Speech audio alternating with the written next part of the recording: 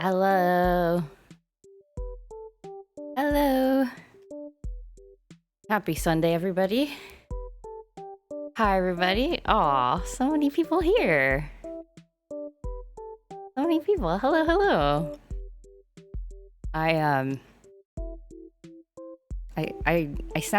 feel like I sound a bit quiet. I woke up from a nap. I just got up from a nap and I was like, trying to set up stream. Happy Sunday. Yeah, happy Sunday. It's a sleepy Sunday over here where I am. It's raining like pretty hard. Cats and dogs. Post-nap vibes, yes. Woke up from a... Yeah, it's just a napping kind of day, I think. And I'm wearing like a... It's kind of cold too. I'll draw what I'm wearing. I have like a... I have one of these like... blanket hoodies. I could hear it in your voice. Oh no, I can't fool anyone. But I have one of these like blanket hoodies.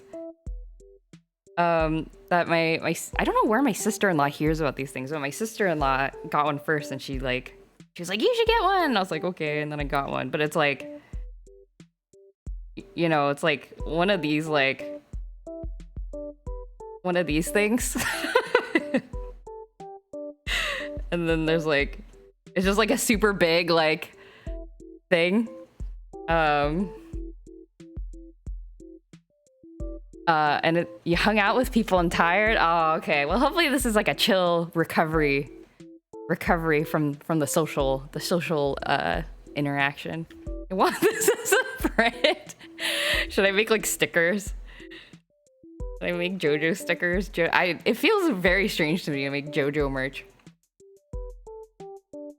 But yeah, this is you'd buy them? Oh, thanks. I don't know, maybe we'll think about it. I'll think about it. But yeah, this is my OOTD. OOTD. Today's OOTD. Marble usually likes it when I wear this as well, because it's like if I'm laying on the couch, it's like built-in comfortable blanket. And it's also very nice to wear when you're sick, because you just like plop down wherever you're standing, and you're like, time to sleep. I'm tired. Just plop down on the ground. Anyway, recommended. I don't know what these are called technically. I think they're called like the one I have is a brand name. It's called an Udi. A blow-up jacket. Like, is it like a blanket hoodie? I think. You want one? Right. Free advertising for the Udi, but I'm very happy with mine. So there you go. Not sponsored. It's just the truth.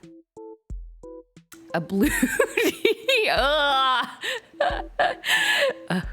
A hanklet. Blanket hoodie. Hoodie. Like a hoodie. A bluedie. Or a hanklet. Let's see. Okay. Alright, well, enough about that. Let's draw some comics. I have my my blank comic thingy here. It's gonna become very long, I think. A hanklet. This comic is gonna become very long, so today we're gonna be drawing some hourly comics. I was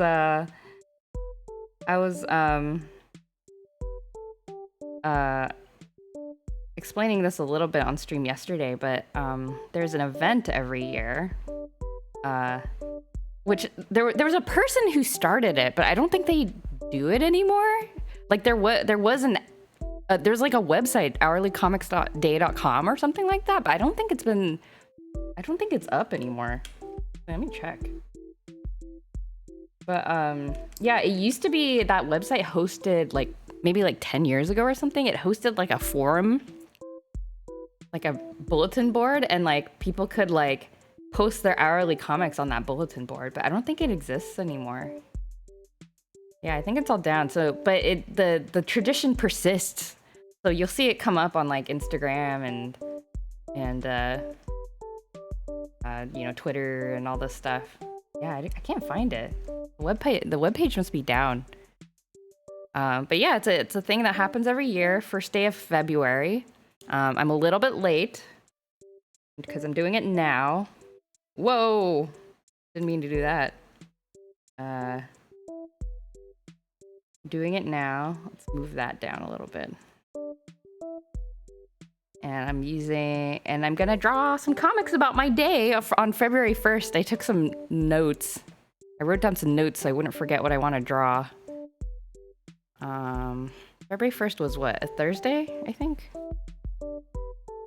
But yeah, I highly recommend just like looking at the tag, the Hourly Comics Day tag, and just reading them. So there, a lot of them are, I don't know, it's like a nice celebration of the mundane and unusual things, like surprisingly unusual things that happen during people's days.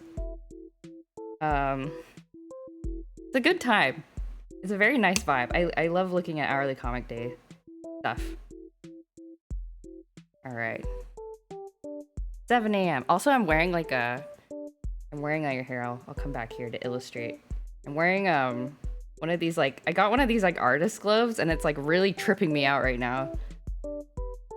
Okay, here's a hand. And like the glove, it's like a half, I feel very anime. It's like a half glove like this. And it makes it so that like, my future sticker sheet. But yeah, it makes it so that this edge of my hand isn't like sticking to my tablet screen while I'm trying to draw, so it glides around. But now I'm like too glidey. It's too glidey and I don't know what to do with myself. But I feel very professional. Seen Rubber Ross wear that, always wondered what it was for. Yeah, it's for like yeah, it's just so that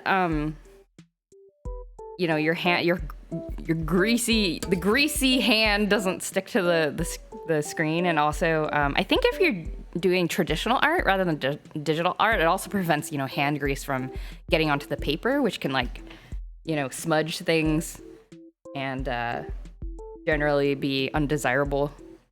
So it's a handy. I decided to get one.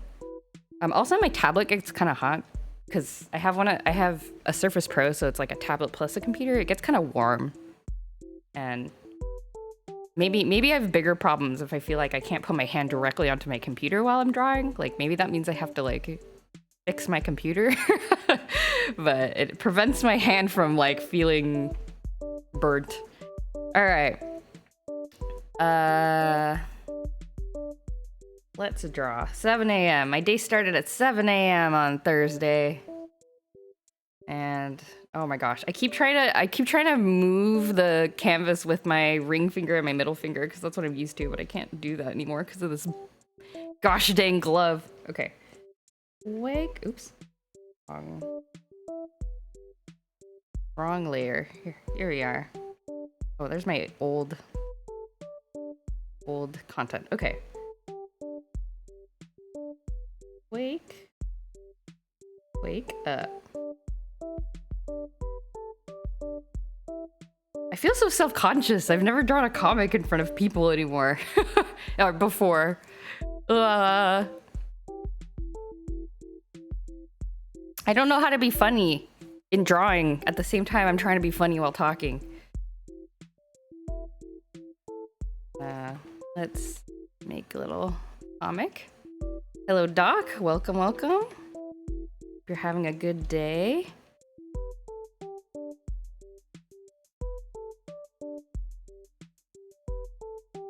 We're chilling.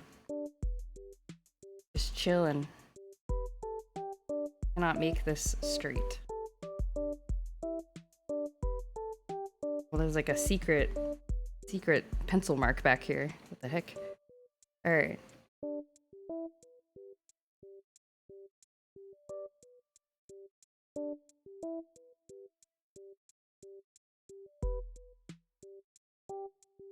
How do I look tired? I don't know how to draw a tired person.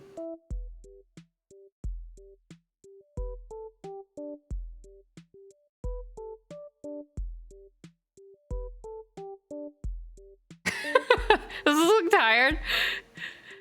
Hey, Backseater. JoJo has very different facial expressions. Drawing versus playing. Want me to send you a selfie for Red?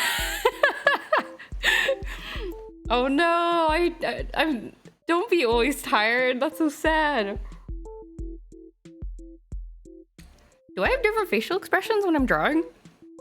That's interesting. Need more bags under my eyes.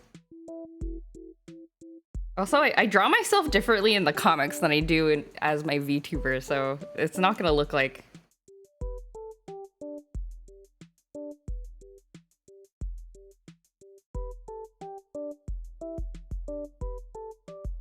Not gonna look like me, maybe.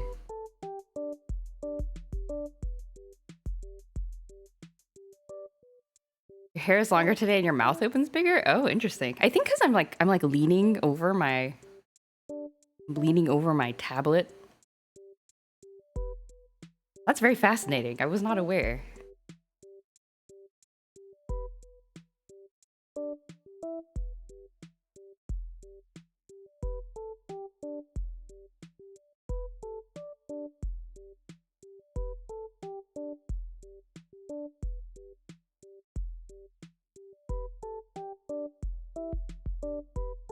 I need to...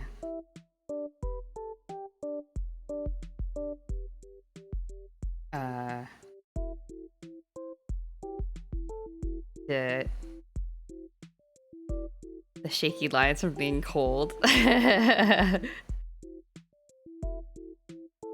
Pillow. This blob is a pillow. Okay? Pillow. How do I draw like a surprised face? This.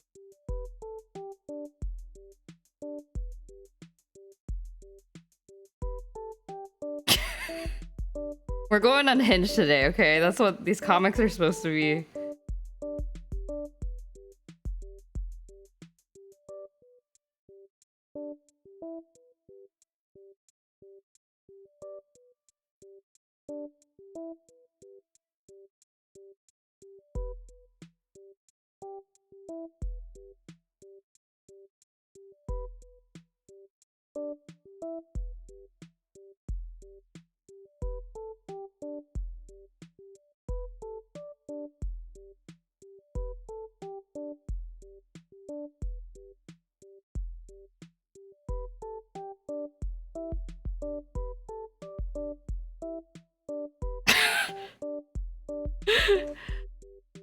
There we go.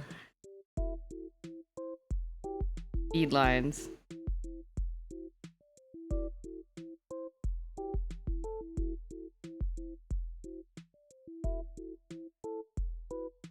Reminds me of myself in college.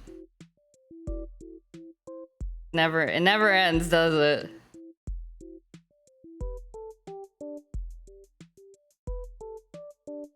There we go. Comic number 1 for 7 a.m.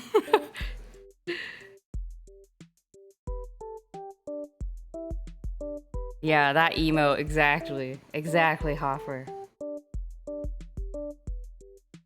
And I have 2 corgis jumping on me in the morning. Oh. That's pretty foolproof, ain't it?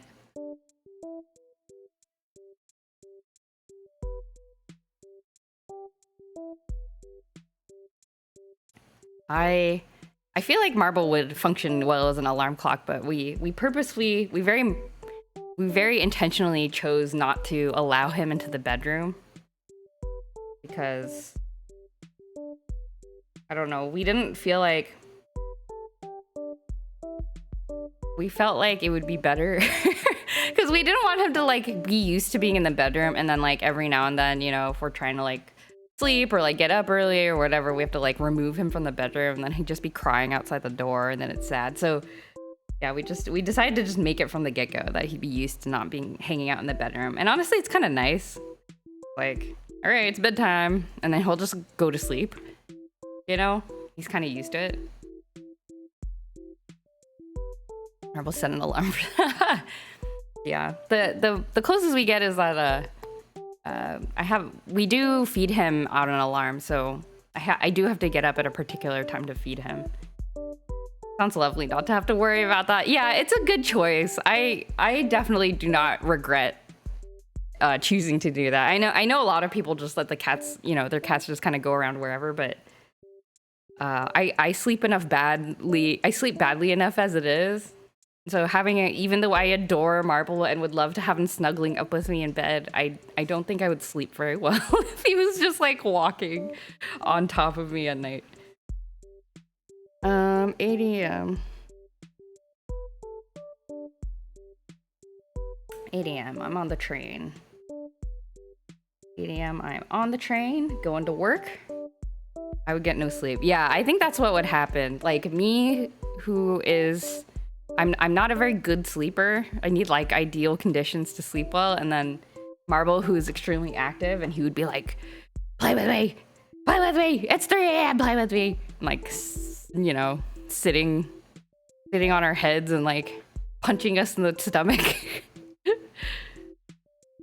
So yeah, I think it was a good decision, I think.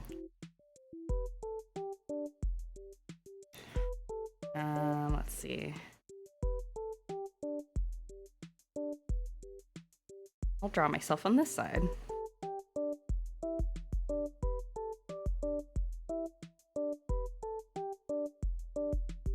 I've never figured out how to like draw a mask in my comics without it looking funny. But wearing a mask on public transit, probably a good idea. Marble at 3 a.m. party time. Yeah, no, like 100%. But it's kind of nice because because of the fact that I think we enforce like bedtime is bedtime. He settles down pretty well at night. Like he doesn't cause a lot of problems when we're sleeping. He's like he's just like taught himself to be active when we're active, and then when we're go to sleep, he's like, all right, I know that they're not gonna play with me for a while, so I'm just gonna hang out.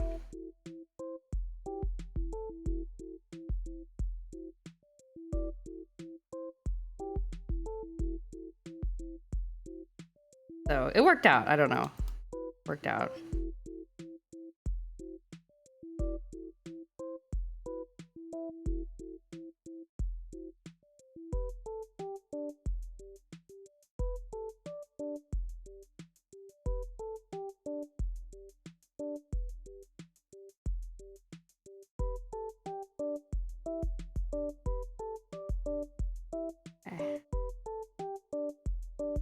The thing I like about these hourly comics is they're kind of like they're like a little diary entry of like my day. I don't know.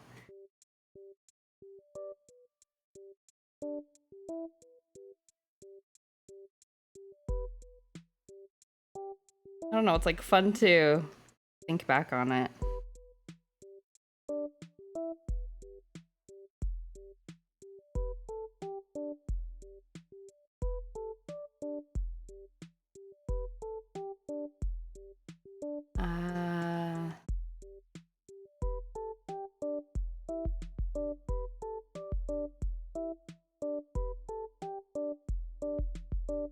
I tend to write a lot more for these. I used to doodle stuff like that, but not in comic form, just kind of randomly all over the paper. Oh, well, all you gotta do is organize them in boxes and you got a comic. Done. I'm gonna lurk a bit, cooking dinner now, but watching on my iPad. Oh, okay, sounds good. Have a good dinner.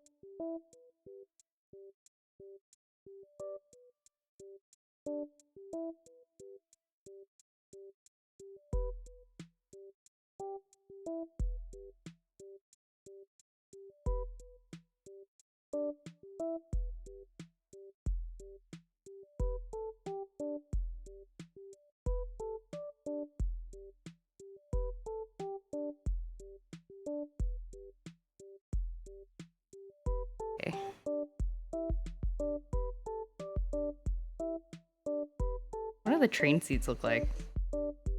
I guess. Makes them look a lot nicer than they really are. It looks like I'm on an airplane. Oh well. What are trains but airplanes that run on the ground? Okay.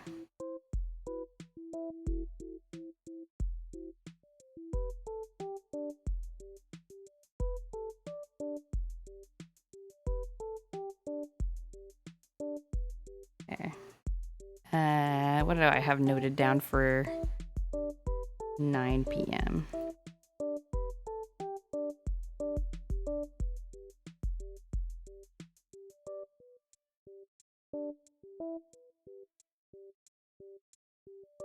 Yes. Gotta draw at least one puke stain on the seat. I try not to think about that.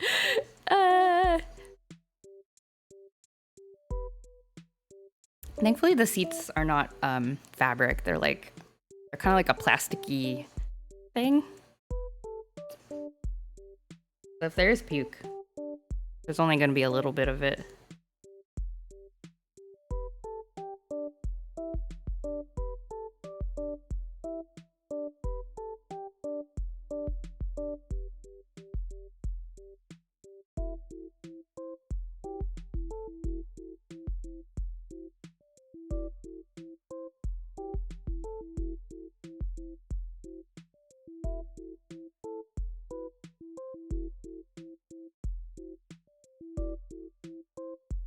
Only a little puke, nothing to worry about. A little puke never hurt anybody. It's the big pukes you need to watch out for. What am I saying? I don't even know. I don't know how to draw this part. So I want to draw this, like, what happened during this part of the day. We had like work meetings. It was sort of like it was like a special work meeting, you know, like I called it an offsite, but I don't know how to I don't know how to describe that in briefly in comic form. Like, we had an offsite, we had this like a discussion, like a brainstorming meeting thing. And part of one of the discussion topics was like storytelling, and then I was like, have you all heard of Dungeons and Dragons? And everyone's like, oh. And they're like, how does that work? And I was like, well.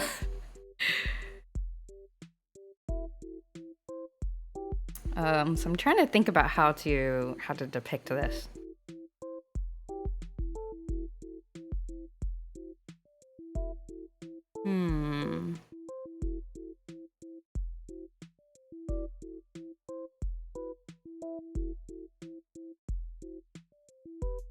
Maybe I should just write it out. I don't know. It was final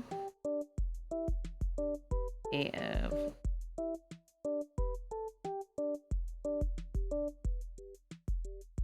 I don't know. This is like too wordy.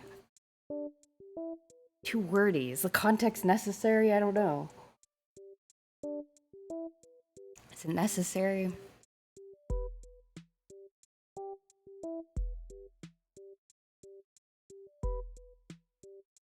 Do people know what offsite means? I feel like that's a very corporate word. I don't know how to describe it otherwise, though. Like a work event? Work event? And it wasn't even an offsite, it was on-site. Like, in the office. It's like explicitly not offsite. I don't know. Annual meeting.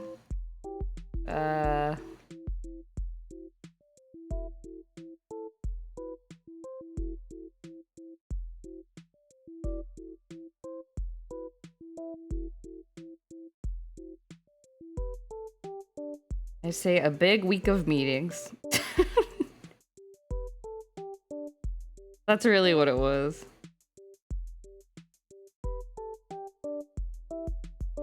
Hey, Alexander Dean.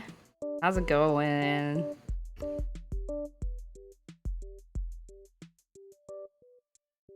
You're having a good Sunday.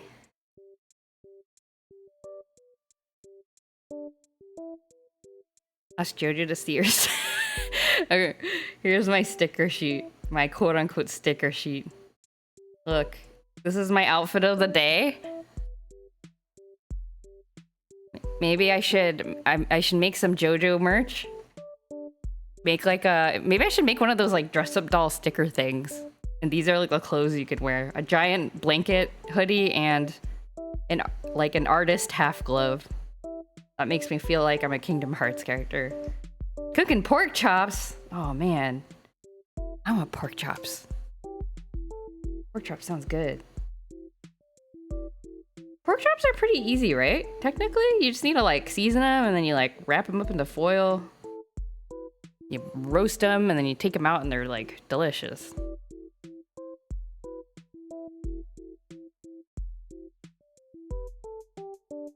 Betsy, what? Last night I dreamt you sent me a virus via email. I didn't bother checking the attachment because I trusted you. Oh no, the betrayal. Top 10 anime betrayals. What did the virus do? Was it like in Hypnospace Outlaw where it changed everything to butts? The file name was accounting.exe. Dang. I'd watch the anime. Pork chops and reggae easy. Did it fry your head, man? I don't know what it did, but it was like multiplying on my computer here. Whoa. It's like in the Digimon movie, the first Digimon movie. Isn't that what it does?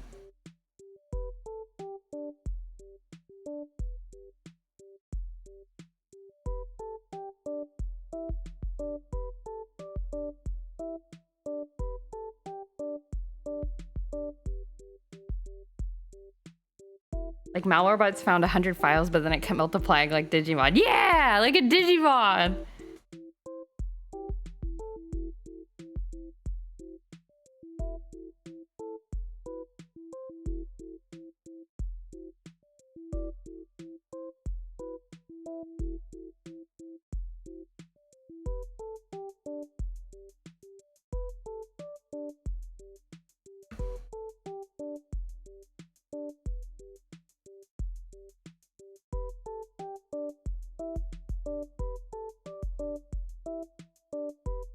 What if that wasn't a dream? Check your email right now. Check under your seat. You know, I went to, I woke up slightly confused. You must have had a very realistic dream. You're like, my sister, did she betray me? I'm enjoying the storytelling of this panel, mentioning storytelling. It's so meta.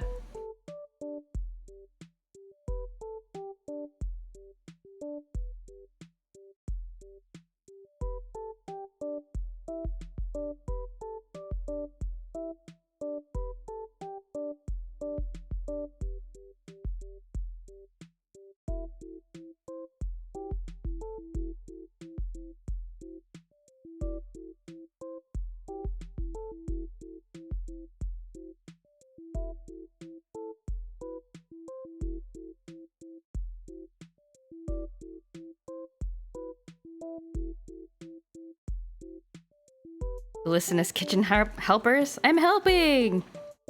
I'm helping. Yeah.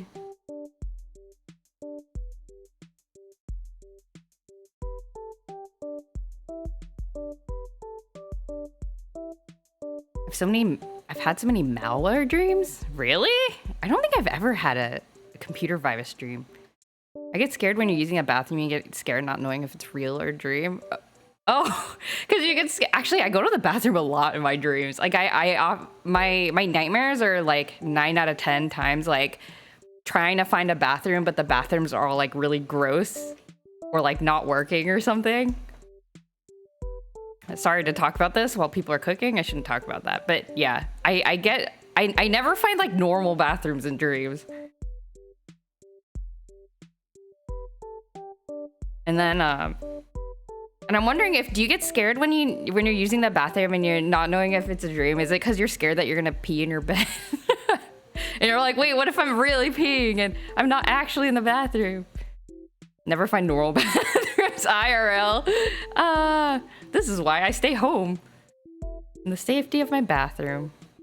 It's always a broken toilet and I have to fix it. Oh man, the bathrooms I find in my dreams are like beyond repair.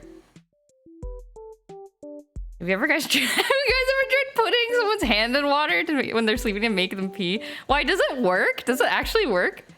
Betty, have you done this? Oh, my eyebrows are going crazy.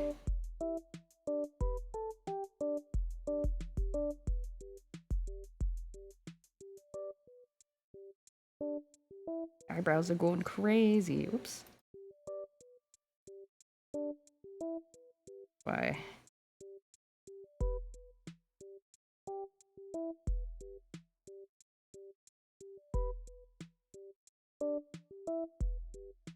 We tried it with a little Sarah's brother when he was 8, but he woke up. You guys are so mean. You guys are so... Oh, Gamer Baby's gonna try it on Crazy Returns. Uh-oh. Nobody warned him. Find bathrooms with holes in the floor. Interesting. Wait, in real life or in a dream?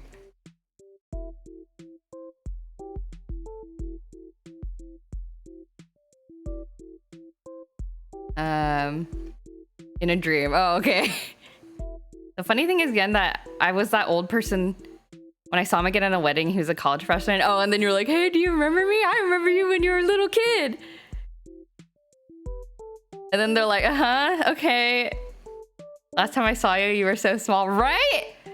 You like now you understand what all the, you know, the aunties and uncles when you're a kid and they're like, oh my God, I remember you when you're a baby. And like when you're a kid, you're like, so what's your point? And then like, but then now when you're older and you see like a kid that's like used to be a little kid, but now they're like all grown up, like you cannot resist saying it.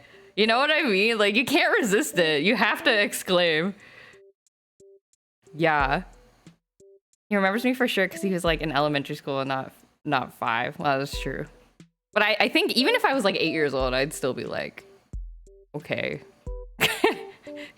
Good for you, I guess. You're gonna be an uncle in a few weeks? Whoa! Whoa, congratulations, Doc, on your impending uncledom. Yeah. And then you will fight, you'll encounter the stress of trying to be make sure your niece or nephew remembers you. I'm always low-key stressed about that. I'm like, what if my niece and nephew don't remember who I am? I love them so much. But I only see them like twice a year. I heard you're scared of dirty bathrooms. I am! Isn't everybody scared of dirty bathrooms?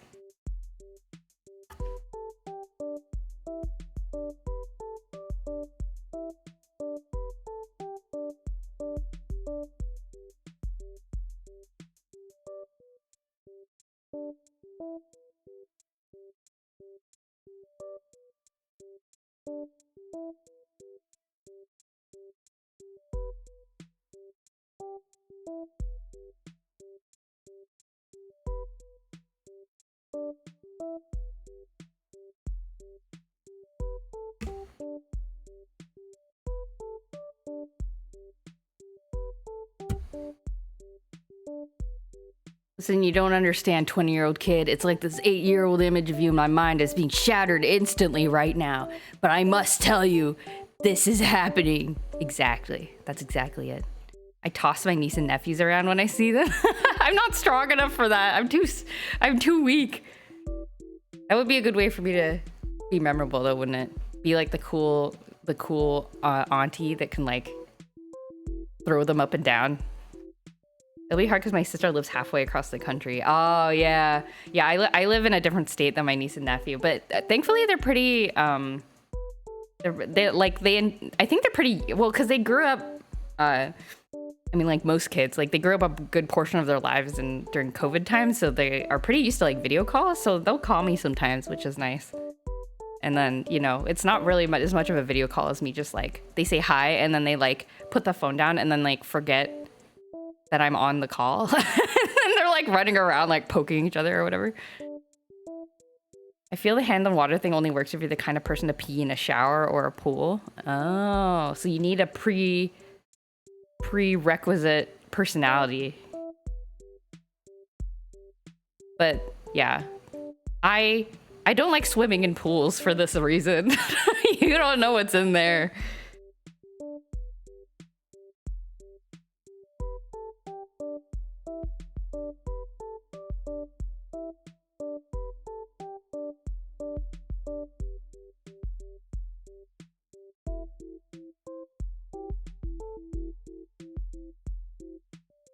I hate public pools and water parks. Me too!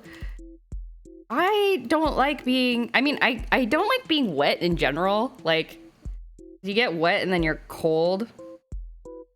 And your hair's wet and then it's like slapping you around in the face. And then like... And then add that to being in a public pool and you're like... Just like swimming in a soup with other people's germs. Why so much pee? Hoffer, the pool pee. It's out to get you. Do I allow shoes inside? No shoes. I grew up, my husband and I both grew up in no shoe households and cultures. I actually spend like a lot more time than you then it's probably useful thinking about like the logistics of how people who live in houses with shoes works. Like sometimes I'll find myself just sitting around thinking about like, do they like wear shoe covers? Do they vacuum every day? Like, do they wipe? Like, how do they get the dirt out? I don't know. Like I found myself pausing and thinking about it often. Yeah, like I don't know. Same, no shoes are getting smack. Yeah, it's just like, it seems so much easier to just take the shoes off, right? They got enough chlorine there to sterilize a small lake, I guess. But sterilized pee is still pee. That's what I'm saying. If I wear shoes, I'll wear shoes if I'm walking in and out, but otherwise, yeah. Yeah, like sometimes I'll cheat a little bit. Like, oh, I put on my shoes already, but I need to grab like a small thing that I forgot. Then I'll go, you know, that's not really a problem, but yeah, just like walking around. You wear shoes in the bed? Just a lot of vacuuming? Ugh. Seems like so much work. Wouldn't trust their rugs. Yeah, exactly. That's what I'm scared of.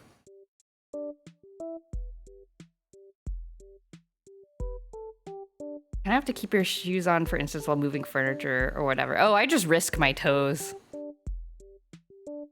Just risk my toes getting crushed. It's fine.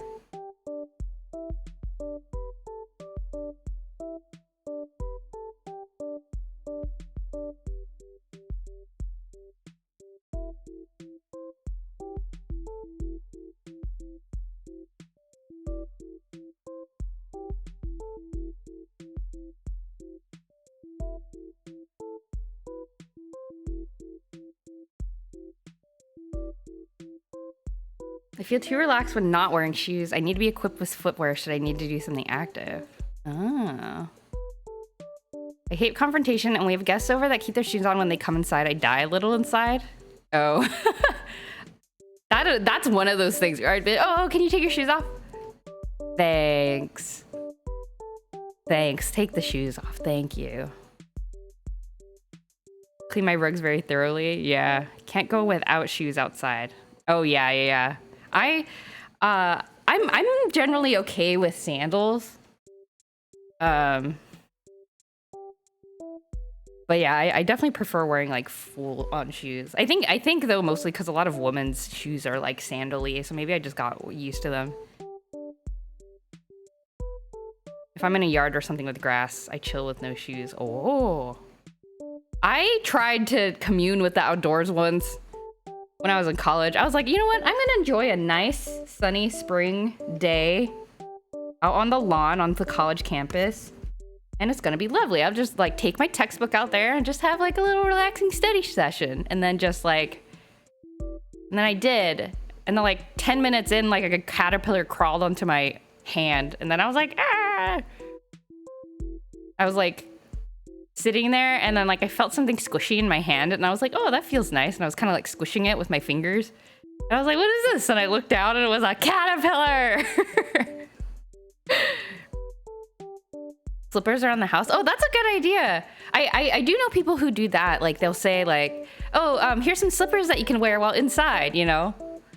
Instead of saying, can you take your shoes off? It's more like, oh, here's some slippers to wear inside. And then that kind of like gets the hint across. Crossed my mind whether to ask the movers at my previous place to take their shoes off before coming in, but I was like, no, that'd be too much to ask.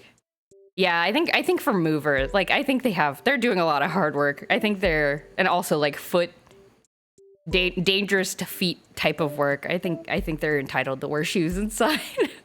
No problem cleaning up around after that.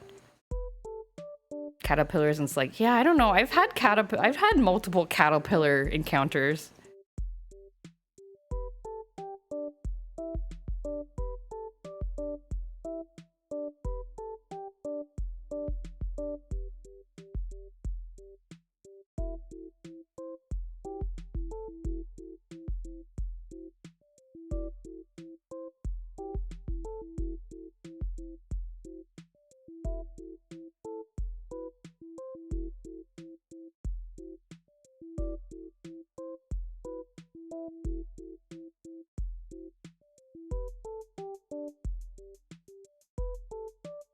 I've heard if you don't wear shoes inside, slugs will move your couch. Oh no, that's what we did wrong all these years.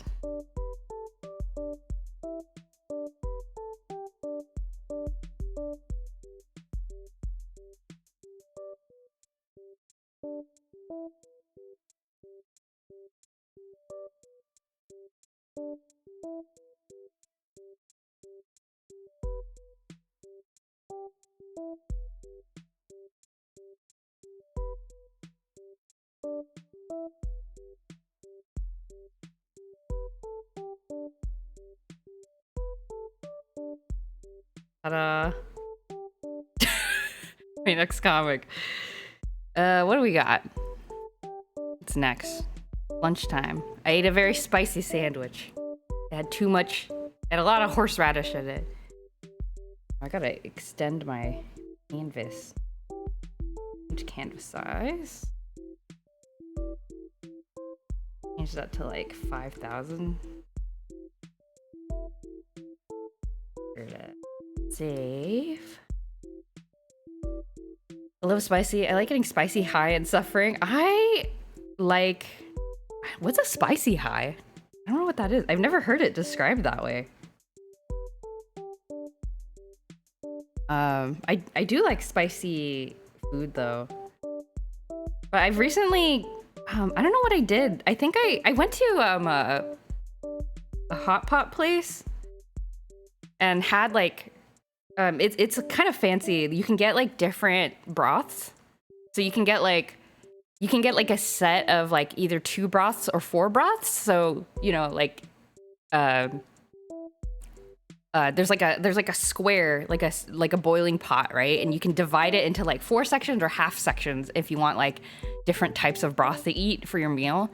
We got a 4 section, and one of the broths we got was like a super spicy, like the mala spice, the numbing spicy one, and it like, I think it like messed up my tongue because I feel like I've been like this whole week, I feel like I've been like, no matter what I eat, it feels like it feels like I'm tasting spicy food. Like it hurts a little bit. So I don't know. Oh, I need to extend this. Extend this panel so we can use this. Adrenaline kicks in because you're liquefying your insides.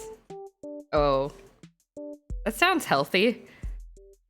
Is your body like trying to like... Oops. Oh,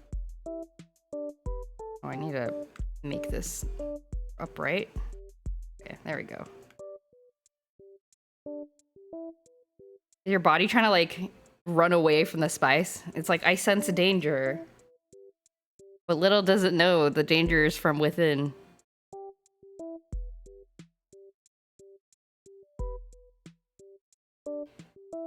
Me when I eat a whole Carolina Reaper just feel something.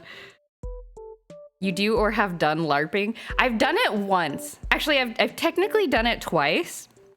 But the first time, I did not know anything about LARPing. Just a friend of mine who LARPs very often, he invited me to this, when we were both students still in grad school, he invited me to a LARP that his friends were doing. And I did not know that you could die in a LARP.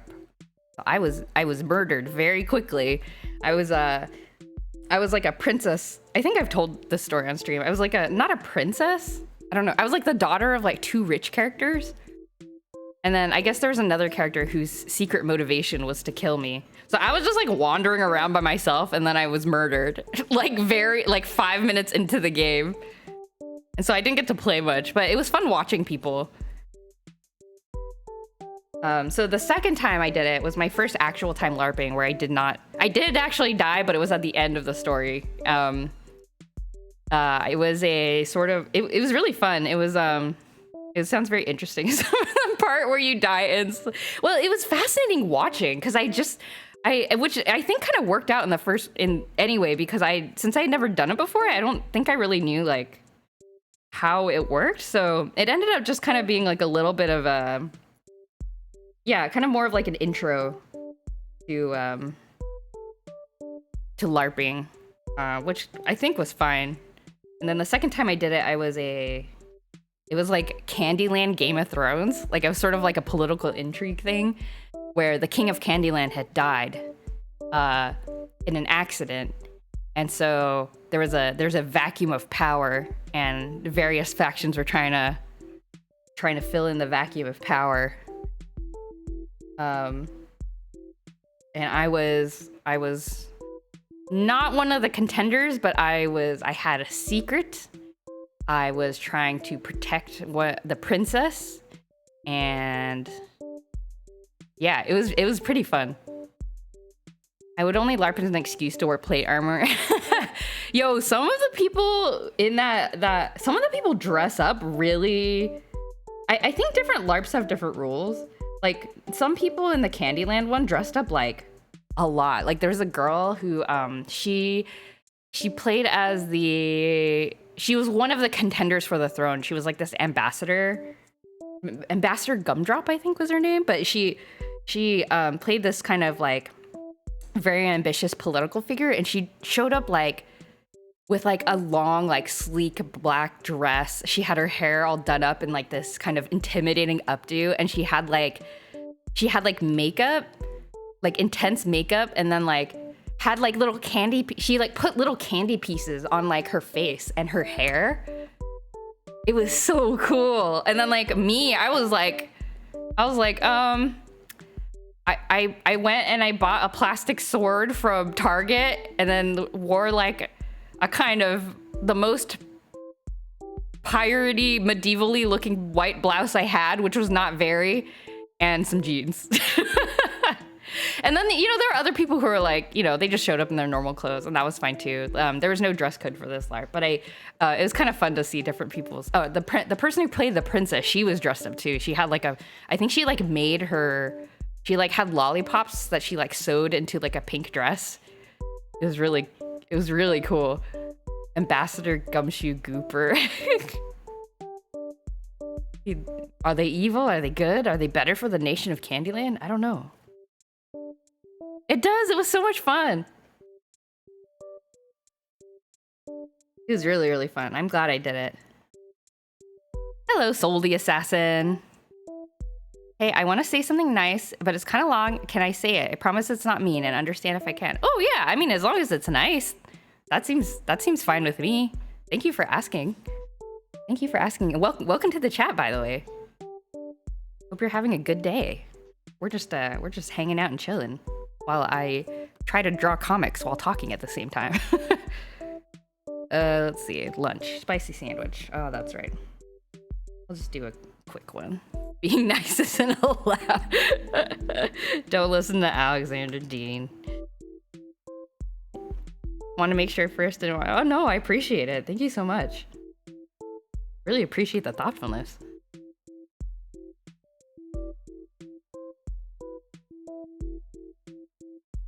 Let's see here. Not too much to show for lunch. I think I'll just make myself dying from eating a sandwich. Beep beep. Let's see. Sandwich. I do the like. Isn't there like a? I'm distinctly remembering like. Isn't there a comic where there's like a? Like where the face looks like this, where this happens. I can't remember what I'm thinking of. Does this happen in an anime?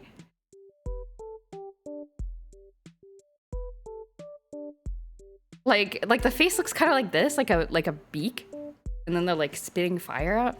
Oh my goodness. What is this? Wanted to spread positivity. I bet you're a very good streamer who makes people happy and brighten people's days. I bet your community is very happy to be here. Love supporting you. We'll always appreciate you. Keep making people happy and making people smile. It's what you do best. Oh, thank you so much. What a nice message. I cannot imagine that anyone would have a problem with this. Oh, thank you so much. Are you going around like spreading like happy thoughts around to different people's streams? That's like a really nice thing to do. Thanks so much, Soul the Assassin. That's really nice of you.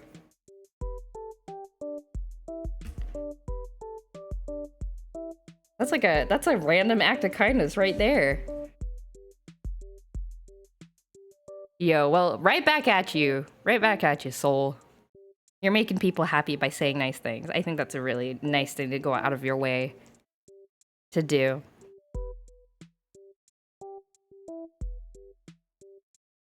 You're welcome. Just want to be nice, spread some positivity. Make sure streamers know they're appreciated. Been doing this for like 173 days now. Wow. Wow, that's amazing. That's like a really creative way to like just like be nice to people. I had never thought about like, it's sort of like the it's like the digital version of the like free hugs things. You know how that was a thing like, I don't know, like 10 or 15 years ago? I think it's still kind of a thing. Sort of like the internet version. That's cool. On a mission. Yeah, exactly. Oh, that's so cool. Can somebody say something mean? Not allowed. Don't ruin the moment. You gotta wait. You have to wait like a minimum of 5 minutes before you can say a mean thing.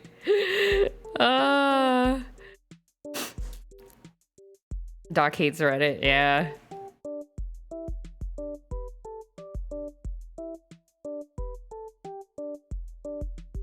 What music am I listening to right now? I tried a different oh, this is Chrono Trigger. I tried a different set of Spotify songs. So I think we're hearing some different ones than usual. Doc loves eggs. Gotta go though. Hope you continue to make people happy and brighten people's days. Hope you get tons of love and support. Best of luck in streaming. Have an amazing night/day, everyone. You're very good at art. Oh, thank you. You have a good day too, Soul. Thanks so much for popping in. I hope you have a good luck with your mission of being nice.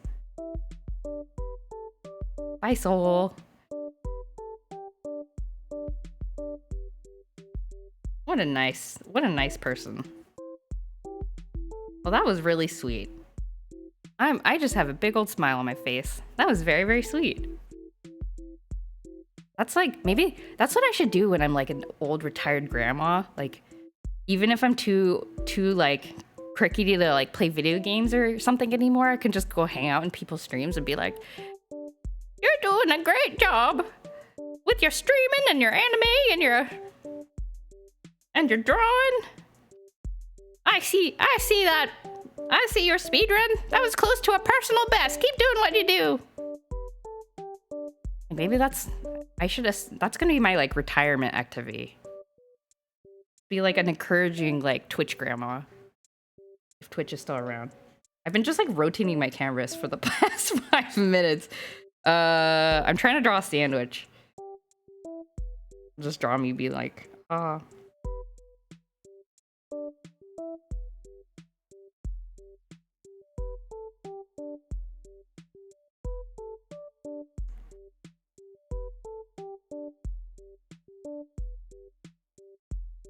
Sandwich.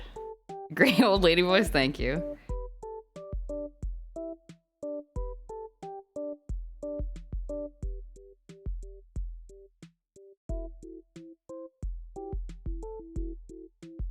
You know, whenever I think of bread, whenever I think of drawing bread, I always think of the bread that was in Aladdin. You know where in the like intro song for Aladdin, he like steals a piece of bread and then at the end of the song, he breaks it and gives part of it to Abu. And then they see some orphans and then they're like, "Ah, oh, fine, here, have some bread." And then the orphans are like, "Yeah, bread." Like I always think of that bread. It always looks very bread to me. Like it's kind of like, it's this like sort of like French loaf looking thing. And it's like very like voluminous. I don't know. I always think of bread like this. This is like what I think of when this looks kind of like a sweet, like a potato actually, but have you seen that Yakuza bread? No. Like Yakuza the game? Or Yakuza the like, I almost called it a subculture. Is that, I don't think that's what it's, I don't think Yakuza is a subculture. It's an occupation, I suppose.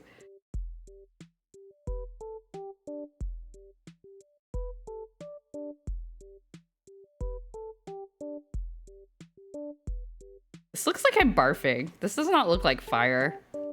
It looks like I'm projectile vomiting. This is not what I wanted. How do I draw, like... When I actually eat bread that looks like that, I don't really enjoy it. Yeah, bread's tricky. Sometimes you see like some good looking bread and then it's like really tough and hard to eat.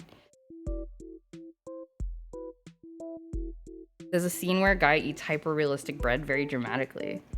I relate to that. I would eat bread dramatically. I'm kind of picky about bread for the aforementioned reasons. Like sometimes the crust can be too hard, sometimes it's not like squishy enough. But if we find some good bread, I will eat it. I will demolish some good bread.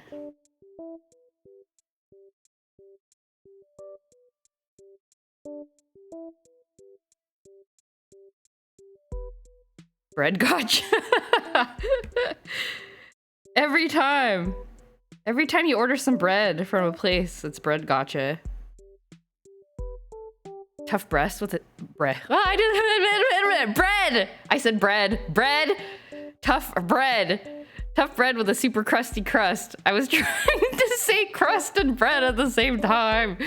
I can't deal with the crusty crust. I have like old lady teeth, I think. I just like it's like too hard and my jaw hurts and it's like it cuts my tongue. I said bread. I said bread. It's bread. Just eat dramatically in general. Oh, it's like a good way to keep your life interesting, I think.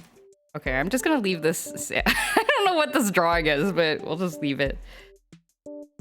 Actually, you know what? We'll do it like this. Let me, we don't need a whole panel for this. Just shove that over.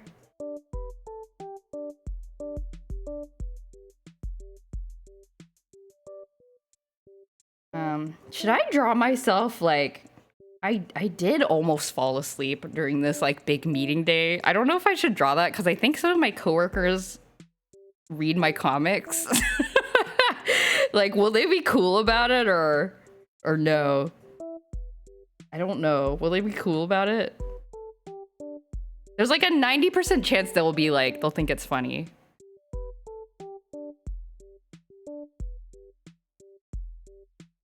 I don't know. I'm fairly certain my manager also reads my comics, but I don't know if she'll be cool about it.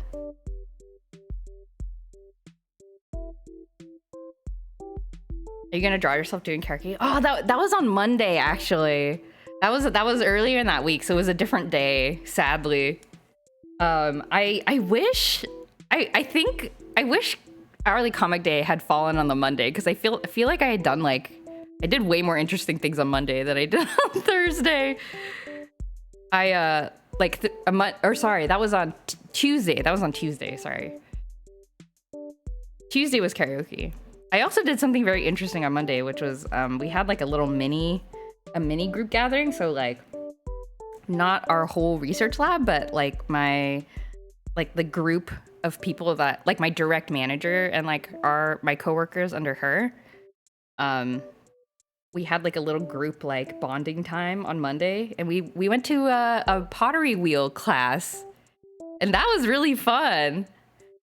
I don't think I had done it before. I think maybe I had tried it once when I was in high school, because I vaguely remember there being pottery wheels in our high school art room. I must have tried it maybe like one time, but yeah, doing the pottery wheel stuff was really fun, actually. And like you can make a pot in like, once you know what to do, you can make a pot in like 5 minutes. We got like 3 tries. We had them in high school. It's hard. Yeah, like I think we had a very good teacher. Like she was very like, oh, this is how to make sure your clay thing doesn't like fly away off the wheel, and like this is how to like make sure, you know, this is how to fix these certain kinds of problems and stuff. We had a nice teacher.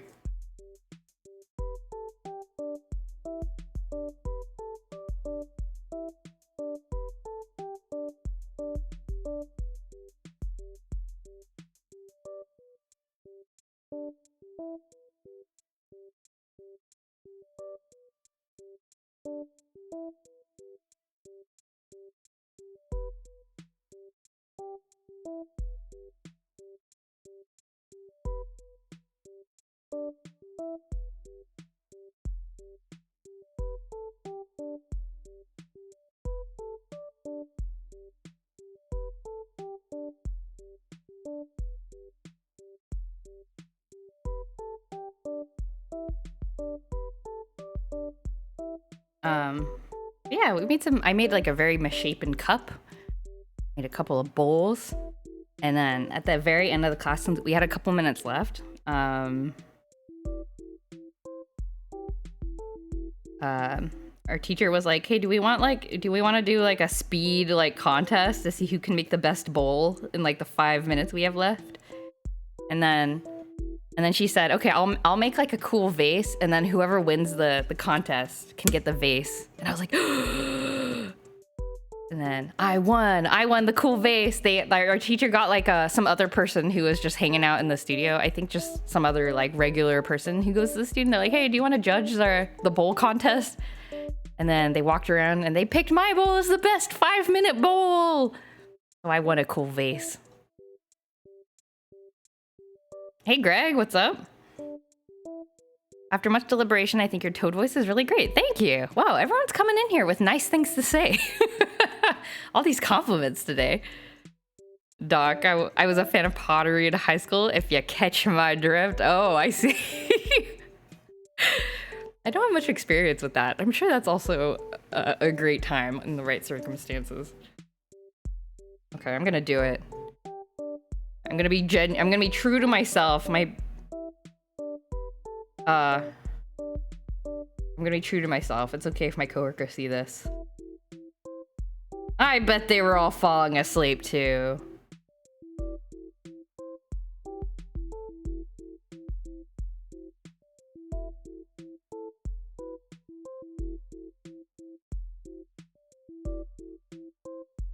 Oh, is everyone being nice? Never mind going back to being a hater. No, Greg, come back to the light side. Okay, I'm snitching on myself in this comic.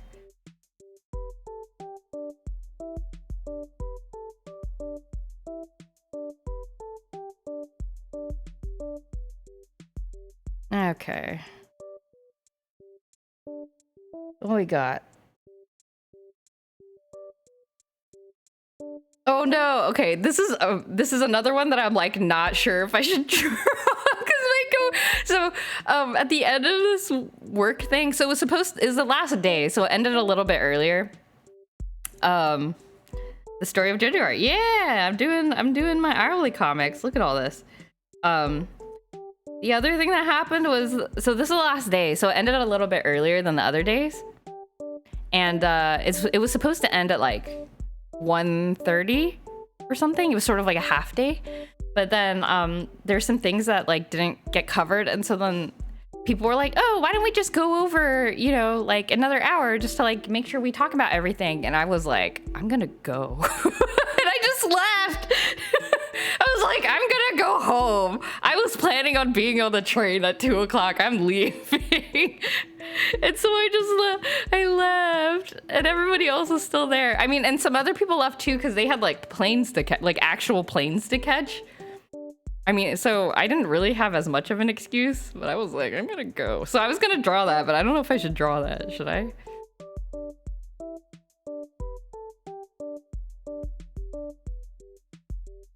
Maybe I'll make it like a wordless commentary. I think I have an idea. If any of my coworkers complain about this, maybe that just means it's red flag territory. That one motherfucker in class that reminds the teacher that there's homework. I'm gonna out myself as a bad employee.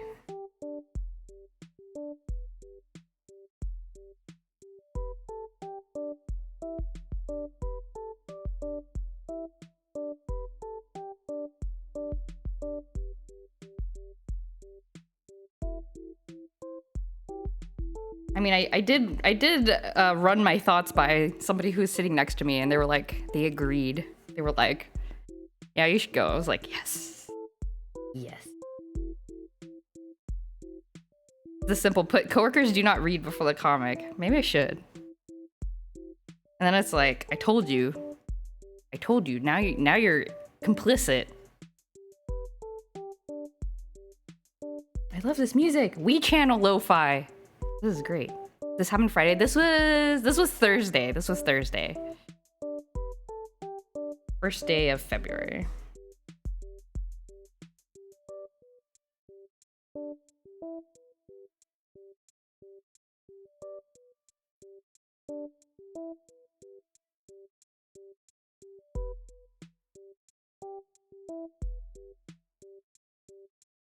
Yeah, I think one of the more... Well, I don't know. I always think this. Every year I do this, I'm like, oh, this one's not as exciting as last year. But then whenever I go back and read my old hourly comics, I'm like... So no one said anything on Friday. Oh, Friday was the end. Like, the week-long thing was like, it was... technically, it was Tuesday, Wednesday, Thursday. So Tuesday and Wednesday were like full days of like... meetings and the icebreakers and social thingies and like dinner and then like an after dinner social thingy and then like stuff like that. And then Thursday was a half day. And then Friday everybody was like, because people flew in from other offices to like come join the festivities. So Friday was, I think, like it was like a traveling day. So a lot of people were gone by then, and I was working from home. So I was so exhausted. Like Friday was so like, I was like just blobbing around doing the minimal amount of like things that I needed to do to function. And then I had a great stream. I had a Super Mario RPG stream later that day. Friday was good. I didn't have to wake up early to go to the train either.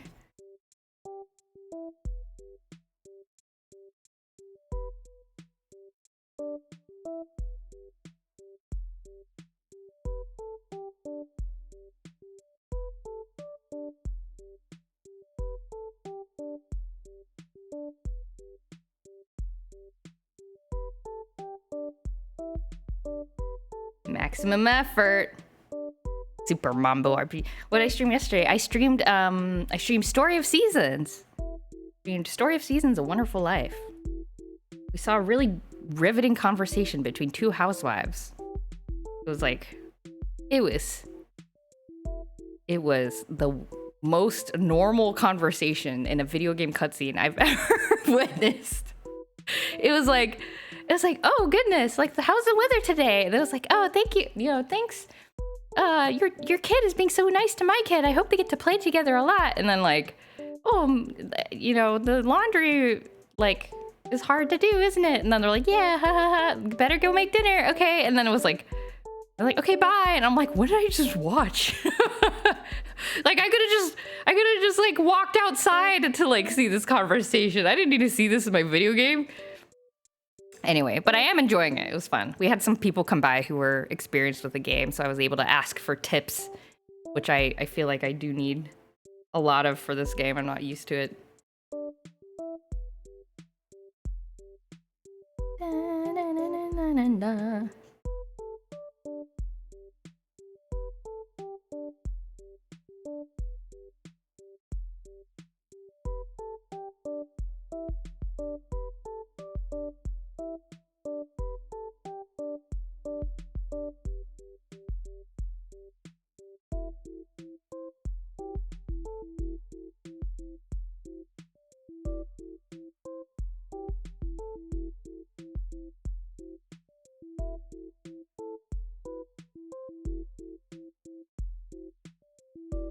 Maybe I just won't post this on Facebook. I usually post my comics on Facebook, but that's how my coworkers see them, but... Hello, Nip the Florida Man. Is this a JoJo reference? If by JoJo you mean me, it was me, JoJo? I saw a guy with a chainsaw on rollerblades yesterday. What? Maybe Doc, maybe you should draw an hourly comic. You talk about your cool day where you saw a guy on rollerblades with a chainsaw. The last JoJo story comic was October. Yeah, I haven't. It's been a hot minute since I last drew a comic. This is the first. I didn't draw any in January.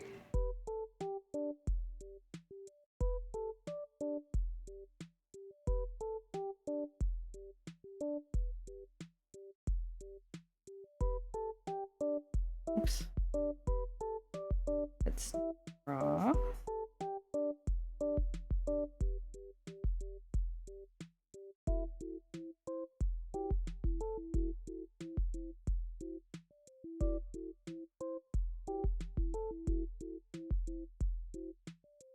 Like this. Okay. We lost our values. The military was downtown for some reason. Very epic Saturday. Whoa. I wonder what was going on.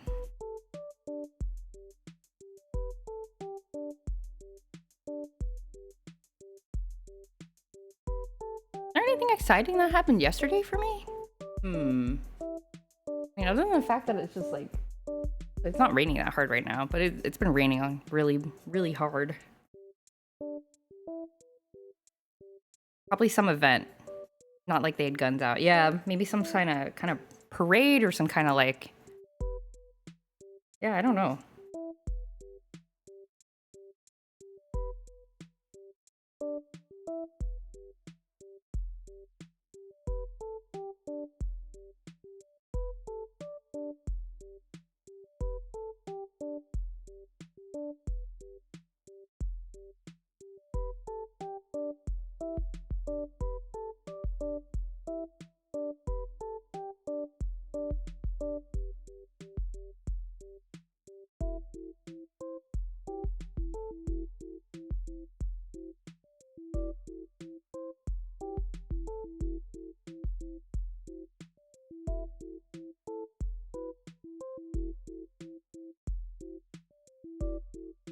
How's this?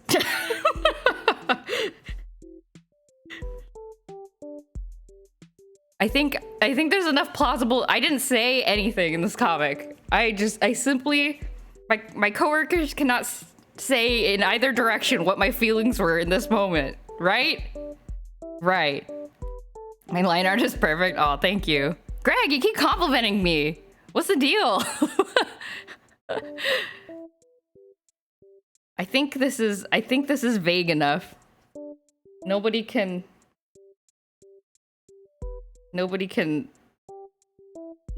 will know that I was like, I gotta go. Drew this like chin weird.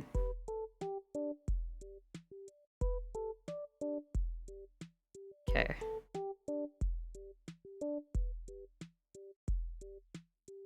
feel like I need a...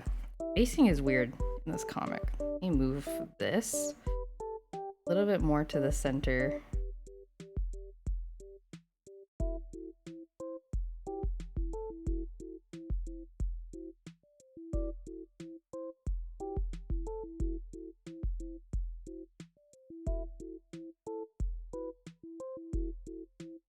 Yeah, I think this is good. If I was any good at drawing, I should make a comic about yesterday. You can still make a comic. You don't have to be good at it. You can do stick figure drawing. I encourage comic... The nice thing about comics is you don't really have to be that good at drawing. So many random goofy things happen. What? I want to hear about them. You should put it in comic form. You could do it. You could even do it like Hoffer said he used to do, like just kind of draw the random scenes. You don't even have to organize them into a comic if you don't want to. But I think writing down these things in this sort of like sketchy way is a fun way to document like weird things that happen. I don't know. But maybe I'm just like a big proponent of journal comics. You did a small Chainsaw Man comic yesterday. Loved how it turned out. Oh, I don't think I saw that. Did you post it on Twitter? Just elements of the scenes and events scattered across the page. Yeah, I mean that's also fun. Don't like drawing with a mouse. Oh yeah, that's fair. Drawing with a mouse is like hand cramp central. That's fair.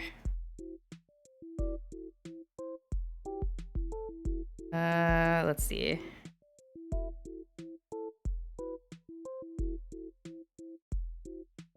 I can DM it to you if you want. It's 2 panel. Oh yeah, go ahead. I would love to see it, especially if it's something that you're proud of.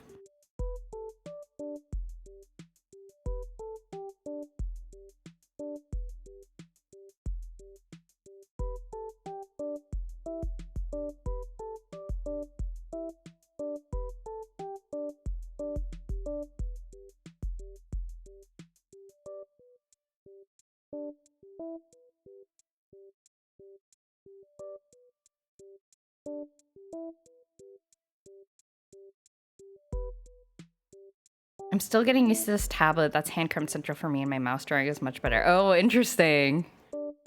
What kind of tablet do you have, Hoffer? Is it like a screen tablet, or is it one of those like screenless tablets? It's like a normal tablet, I guess.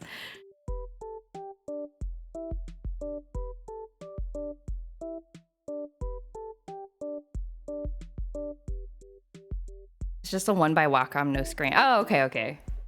I used to have one of those, yeah. Yeah, it's definitely like you definitely have to get used to it. It takes some time. It's like weird to like translate your motions on like a different surface to motions on the screen.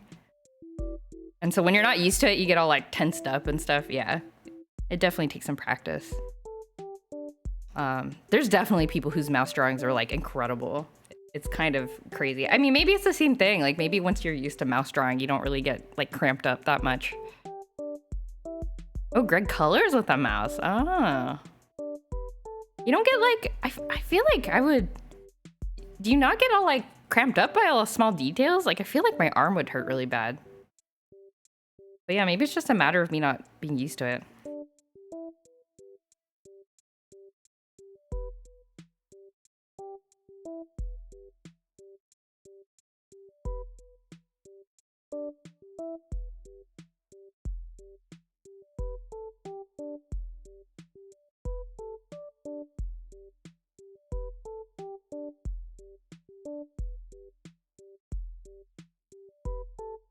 Tablets, I can never get used to them. Oh, interesting. There's certain things I feel are easier with pen tablet. Yeah, I don't know. I can't imagine doing these like comics, for example, with a mouse. Like just getting like the kinds of like line strokes and stuff that I want. I don't know. It's just, I'm sure, I guess with enough practice you can do anything, but I don't know. I just think it's so much easier. I want to face plant onto the couch.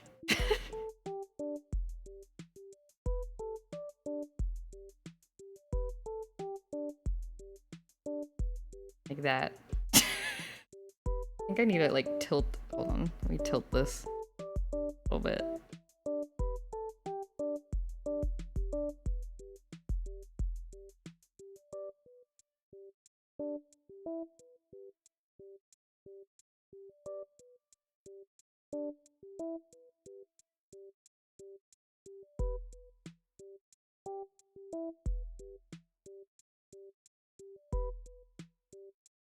Yeah. Then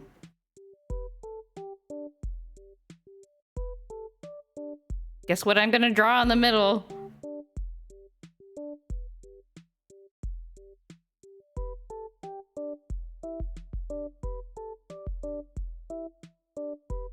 Yeah.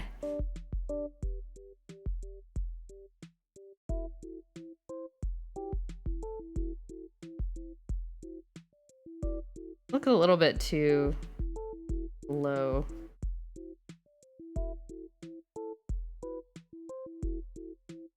Get on. Do I convey someone exhausted on a couch so perfectly? Maybe because I'm very familiar with this feeling.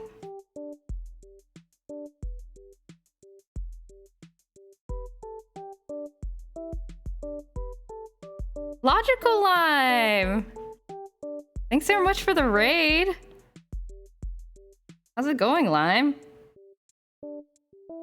Got a raid and run, but here to lurk. Okay, yeah, no problem. Get lots of rest from your stream. Baldur's Gate 3, nice, very nice. Yeah, get some rest, Lime. Thank you again for the raid. Welcome, raiders. Hello, Alexander Dean, once again. I'm at 3 p.m. now. Expressions are very well conveyed. Aw, thanks. Greg, you keep complimenting me. I'm scared. I'm scared. Greg's complimenting me. Marble giving a back massage. Oh, I wish. I think he only my back is too bony, I think. So it's not nice for him to do the biscuits on. But he will just kind of sit there. So that's fine. If I hate everything on this earth, I still love your comics. Oh my goodness. Thank you so much. I'm glad you like them. I really enjoy my comics too. I'm not ashamed to say that I like read my own comics every now and then. Like I'll just sit there for like 30 minutes and just go back through my old comics and read them. I don't know. They're doing something right. At least I feel that way.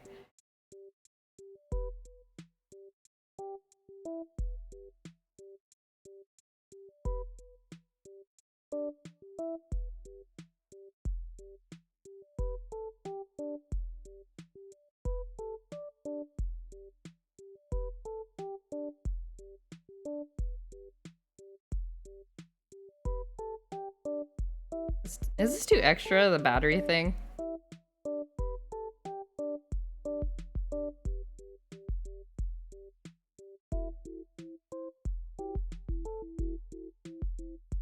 Damn, I'm a genius.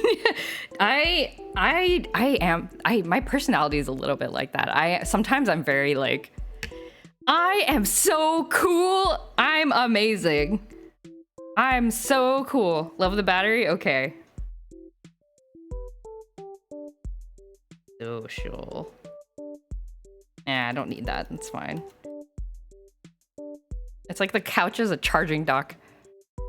It's like reliving a memory. That's true. I guess it is. It is, especially because my comics are very journal-y.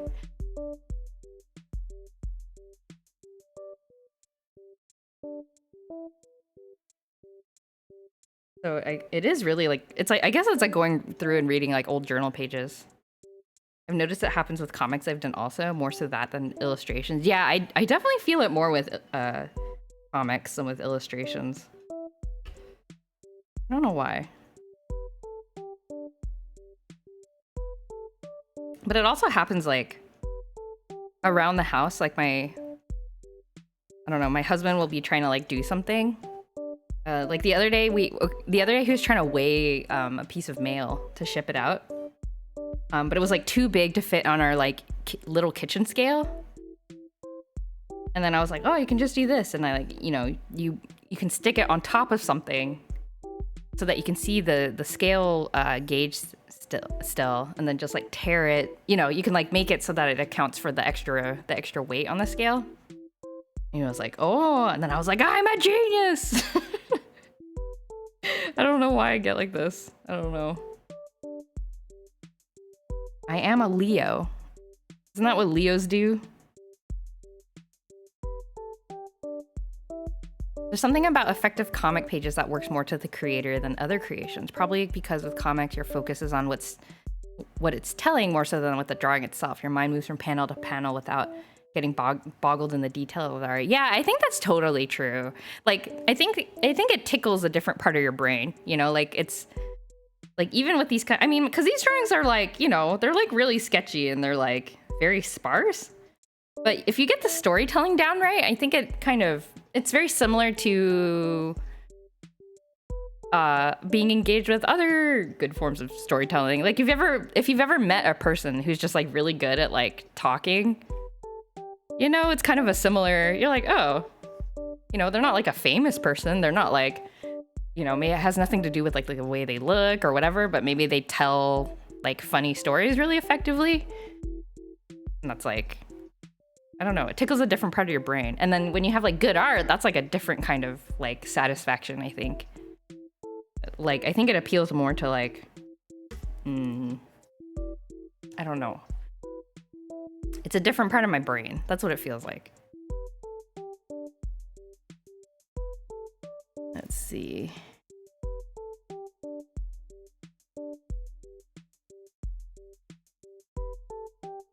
As an advice, comic book artists give to people who are just starting: don't die on a page. People will move on from page to page really quickly. Oh, that's so true.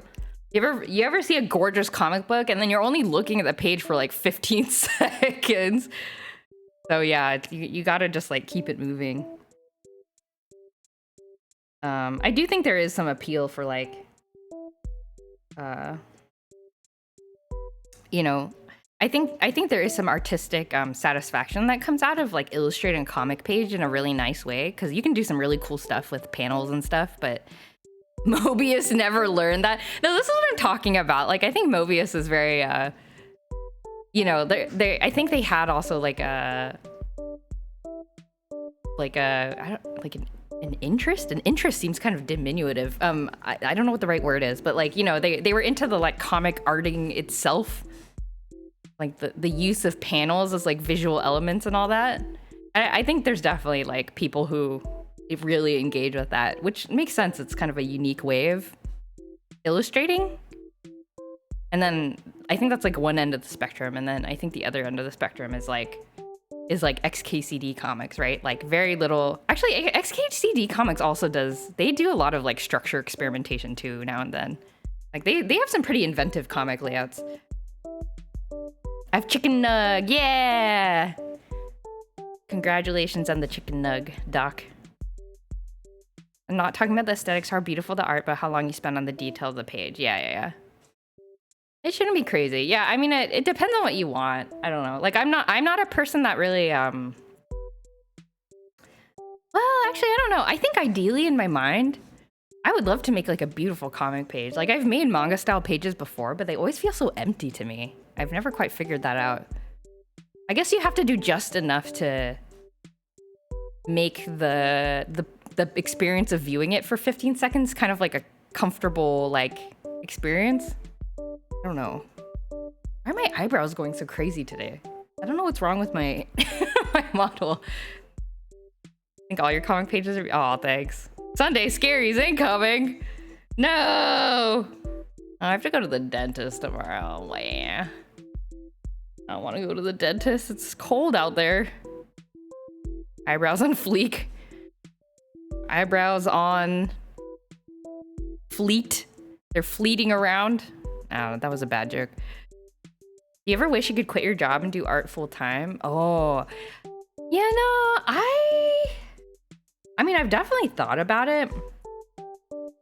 And I think I did get a taste of this when I was doing conventions quite a bit. Like I was doing like 5 or 6 a year, I think, like traveling around. I never went to the East Coast, but I did go to like Texas and like Illinois, and then of course like, you know, West Coast conventions that are much closer to me. So I like traveled around for conventions and kind of got a sense for how much money I would make doing those things.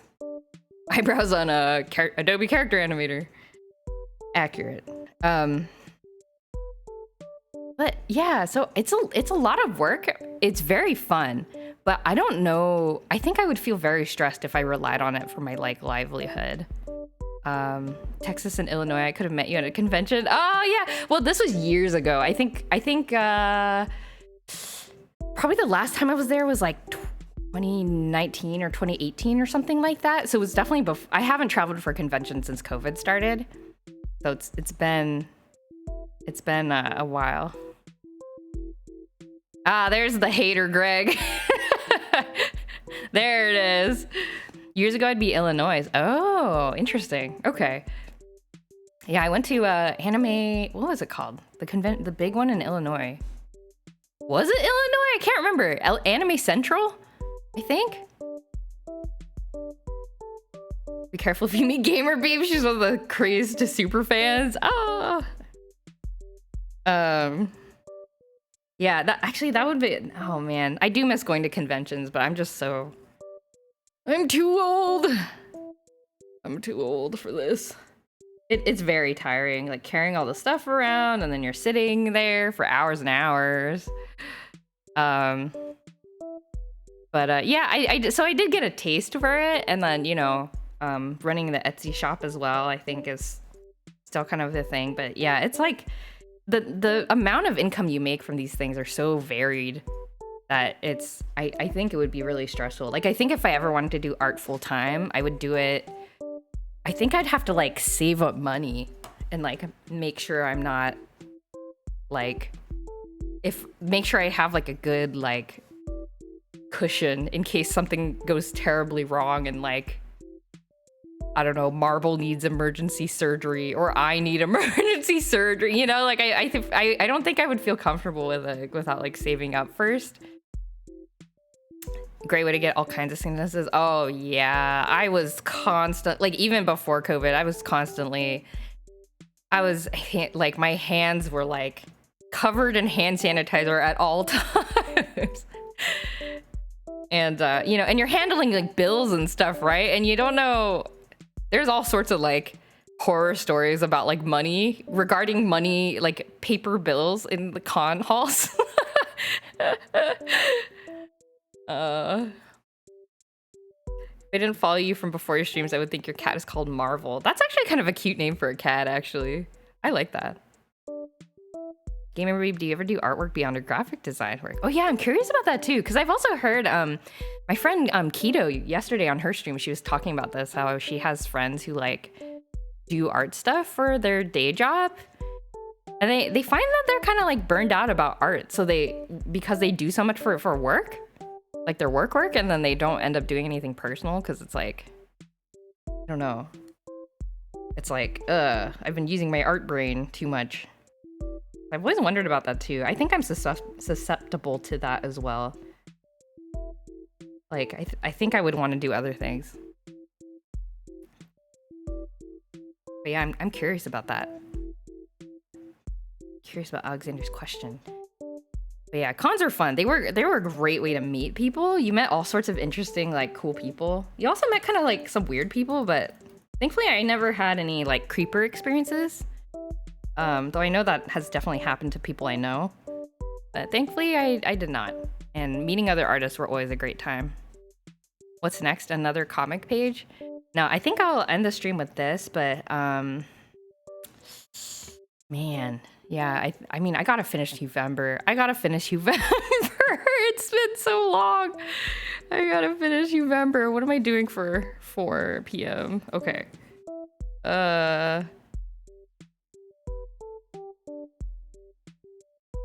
Let's see. Do a little comic here. November. February. I have like 4 Novembers left, I think. Yeah, something like that. 4 of them left. I'm still like halfway done with the 5th one. The one where I was drawing Erenville from Final Fantasy XIV. I haven't worked on it since I streamed it like 3 weeks ago. I had to finish it. I'm like dreading drawing all those wooden crates. I shouldn't have put the wooden crates in there. I'm like scared to draw them. Not really, but exactly what Jojo said. Once I'm done with work, I feel pretty burnt out. But since streaming, I've been able to use my creative juices for my channel. Oh, that's good. At least you get to use it, yeah, to like do something fun for the channel. Yeah, not the crates. I was having so much trouble with the crates. Day 27 to 31. Oh, almost there. I've been almost there for like a whole month, but I'm gonna finish it if it's the last thing I do. What are we doing here? E? 4 full ones in day 27, which has already started. I feel like Greg's like being my like manager. Like my art manager. Here's your schedule. Here's your schedule. Don't forget.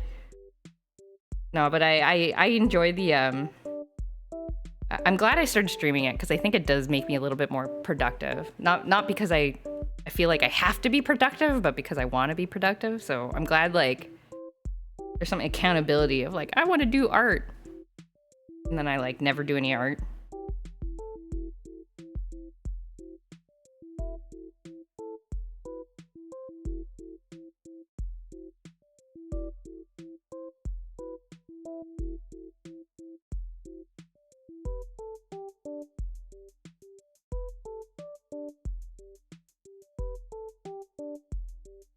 Hey, you didn't draw a Huevember this week. Did you forget? Haha. That's so scary. What a scary DM to get. Hey, Voodoo. I love that your avatar is behind a tablet. Oh, thank you. Yeah, this is I can't take credit for the tablet. I think it's the default tablet that comes with the what is the software called? I see a lot of it's called Spud tablet. It's like a thing that tracks your mouse position so that when you're drawing, it'll like, and then it's on a green screen, and then you can just like add it as a source to your OBS. It's really cool. A lot of artists use it. And you can customize all the drawings. So like you can see here, I've drawn like my own, I have like a hand that matches my avatar. But you can customize that to be whatever you want. And then you can also swap out the tablet image as well. So yeah, a lot of artists use this, I think. It's a pretty nice touch for art streams. I have a hand. Look at my hand. My hand. Moving on the thing. You can see it. Ta-da! Drawing around. I'm trying to move my mouse around so you can see. Ta-da! Look. I have limbs. I have one single hand. Yeah, it's really cool. The person who made this software has made like a huge impact on the like art streaming community. I thought I was a handless streamer. I have one hand. Maybe someday my other hand will appear. I don't know. If I ever like implement emote toggles or something, I don't know. Maybe I'll have like limbs that show up. Someone trying to get more into digital art. It's cool to see how you do things sometimes. Oh yeah. I think that's a really cool thing about streams. Like, there's so much knowledge out there just sitting in people's like VODs. Like all this, you know, just people just showing off like actually how they're doing things. I think it's just really cool.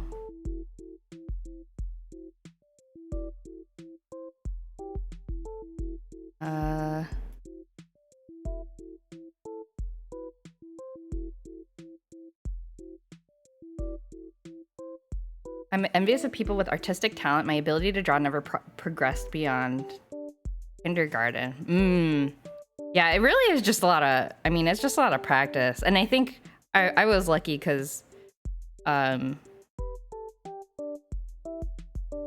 think it was encouraged when I was a kid. Not everyone gets that. And so like, for me, it was a little bit easier.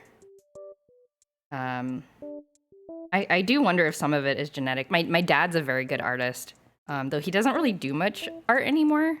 I mean, kind of similar to me, I guess. Like, there's no motivation to... He, like, stopped doing art when he got out of school, but we do still have... He has, like, a couple of paintings, like, at his house from, like, when he was younger. So, I don't know. Maybe that has some... I do wonder if I've, like, inherited some of that. Duolingo motifs. You didn't draw this week. You know what that means? Oh, God. What if there was, like, an art Duolingo where you had to, like, maintain a streak? I think I would just get really stressed. Neuralink drawing? Whoa.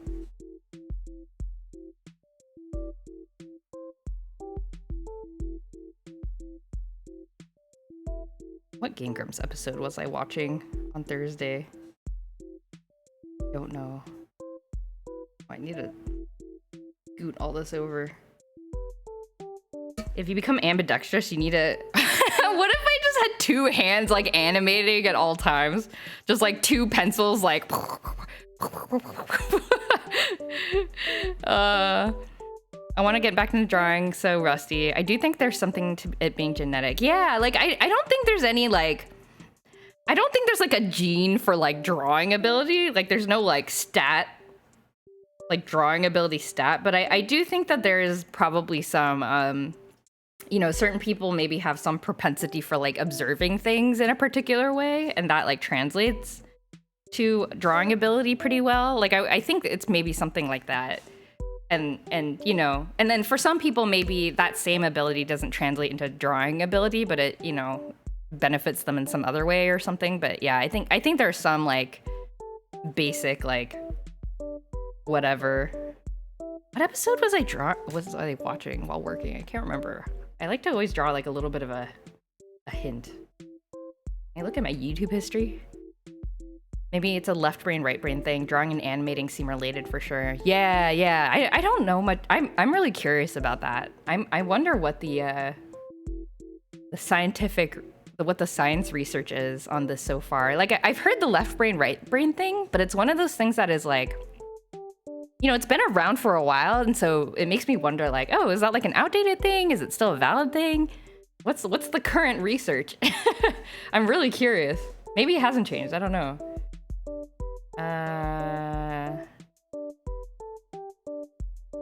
Oh, I was watching Gingrich play various things. I watched them play Spy Muppets, speed dating for ghosts, Urban Yeti.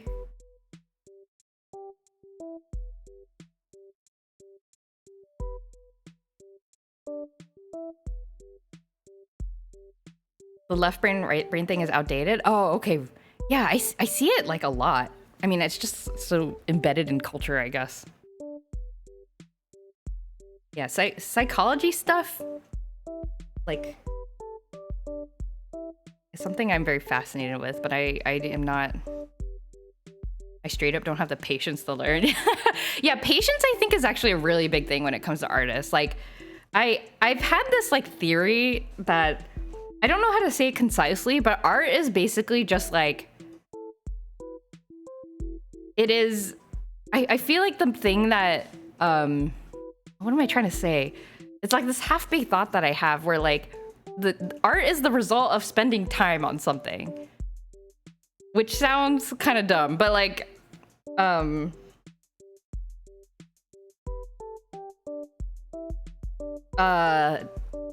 it's like the longer, because you know when you like do a painting or a drawing, like you never really, you stop when you feel like you've run out of patience. Like there isn't really like a done.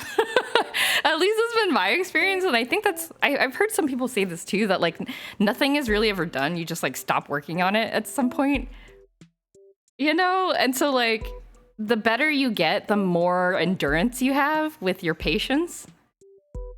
Plus the fact that, you know, you combine in like muscle memory and you can just do things faster. So there's kind of like two things at play, like the fact where over time you can do things faster, and then the fact that you have more patience that lasts longer in order to finish something. So I do think that's a common thing that artists have. Like that's like a muscle they build up. But I don't know.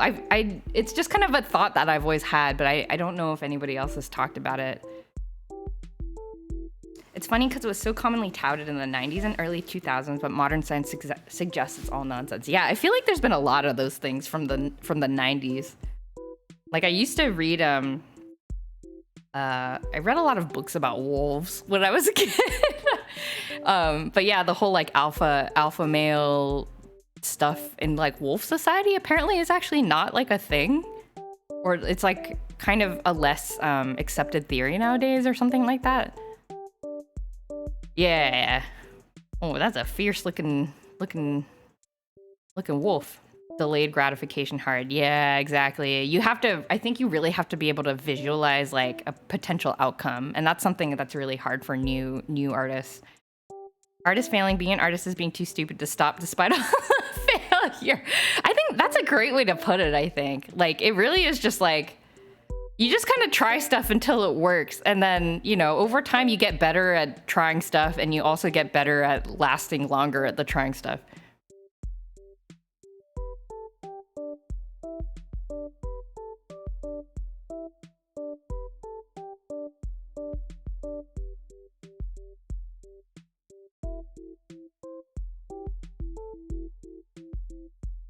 I heard it's only a thing with wolves in captivity. Oh, really? Seem like people are divided into ways of thinking. Most people I know who are good at scripting can't wrap their hand around animating, and vice versa. You know what? That kind of points to another thing that often like I have encountered. So my day job is I do a lot of engineering, like programming things, but I also do a lot of communication type stuff. So like I do like a research job. So often I have to give presentations. I have to give like I have to like write papers and things like that. And I have found that if I get too deep in the engineering side, like if I spend like a whole week just doing programming because I'm like really focused on something, I function less well when it comes to speaking. Like if somebody will start asking me a question and I'll be like, blah, blah, blah, blah. Like I won't be able to say it.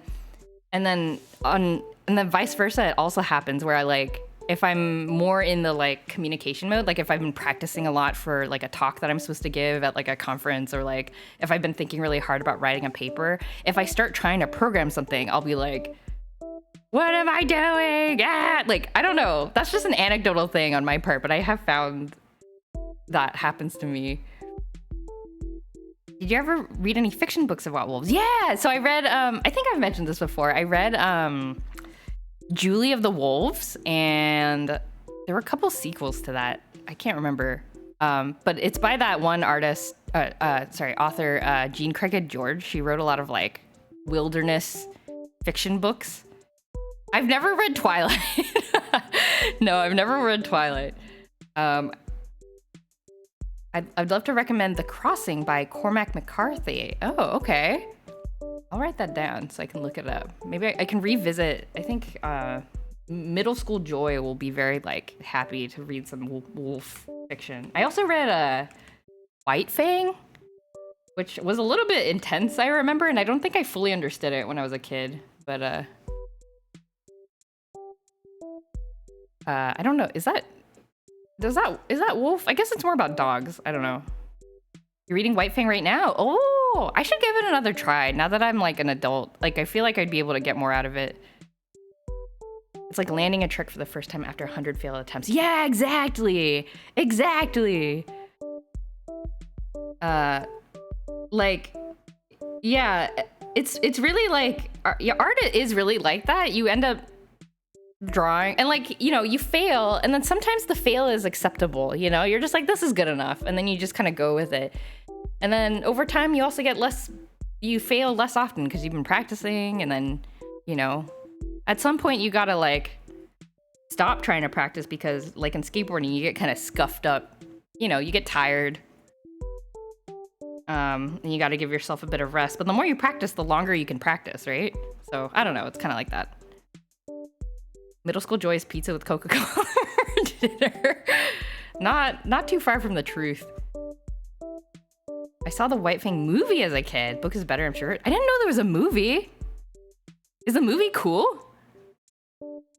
Jack London wrote another great wolf novel called Call of the Wild. Oh, I've heard of that one. I don't think I ever read it though. But that does sound familiar. Oh, this was actually 4 to 5 p.m. Write this down.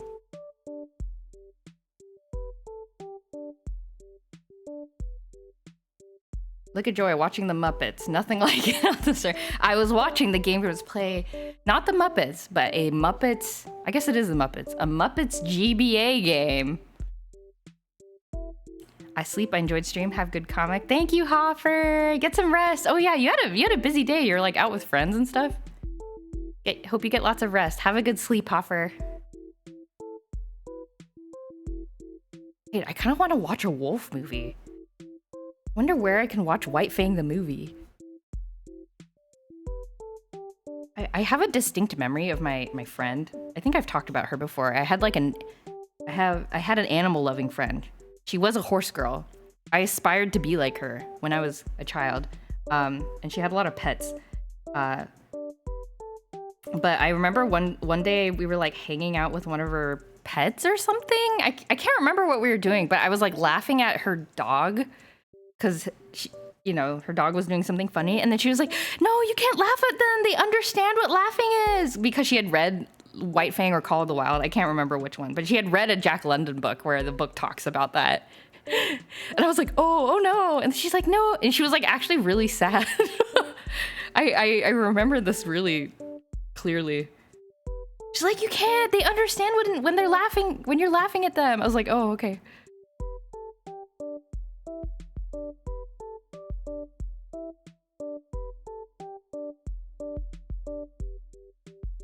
Let's see. Gray with Liam Neeson? Neeson, not Nelson, gosh. Is that a wolf movie? I Google it.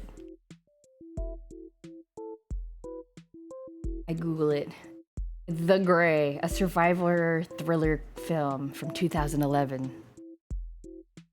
Oh, does he survive with a wolf pack? Oh, it's like Julie of the Wolves, but with Liam Neeson instead of an indigenous girl. Twilight Eclipse is the most wolf one. Okay, good to know. But are they technically wolves? Because they're werewolves, right? Isn't there a difference? I'm not interested in werewolves. I like regular wolves.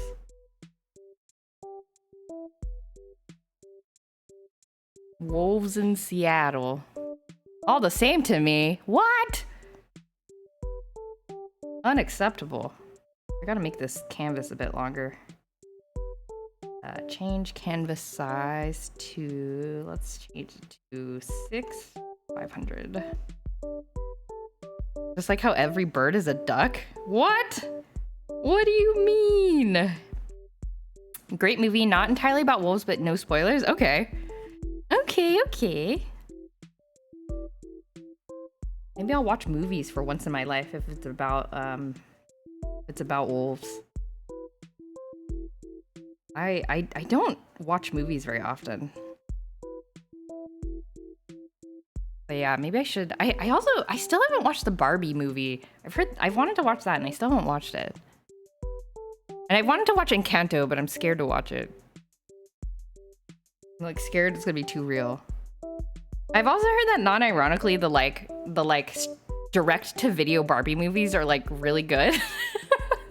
I only know this because a couple of the HoloLive streamers are fans. So I was like, maybe I should watch some Barbie movies. It sounds like something I would enjoy. Also, the werewolves in Twilight turn into giant wolves instead of bipedal wolfmen. Oh, that's cool. So it's more like animorphs, I guess.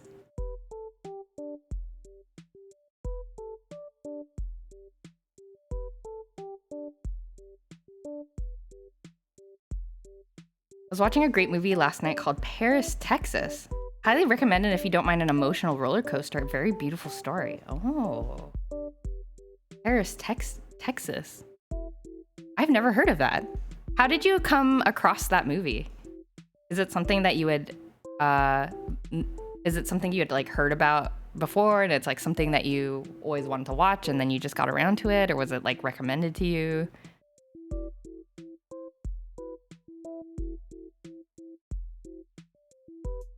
What about Werewolf, Texas? Is that a real movie? Are you making stuff up? It's real life? What? What do you mean, real life? Werewolves in Texas?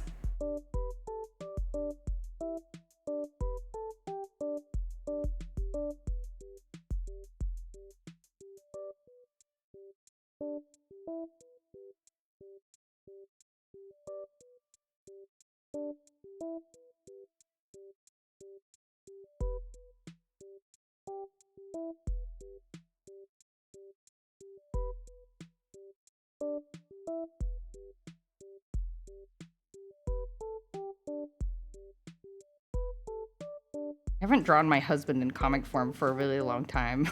I'm like having trouble drawing him.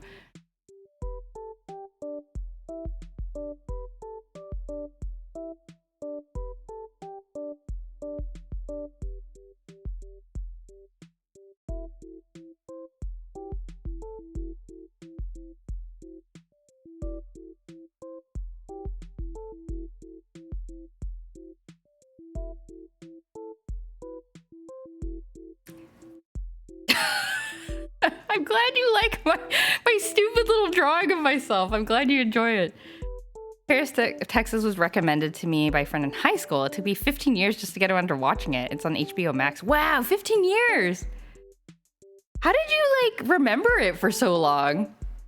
That's really interesting.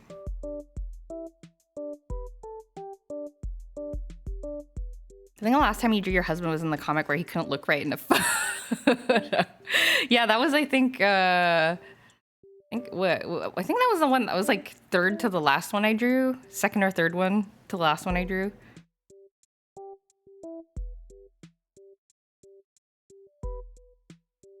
I cannot draw bowls.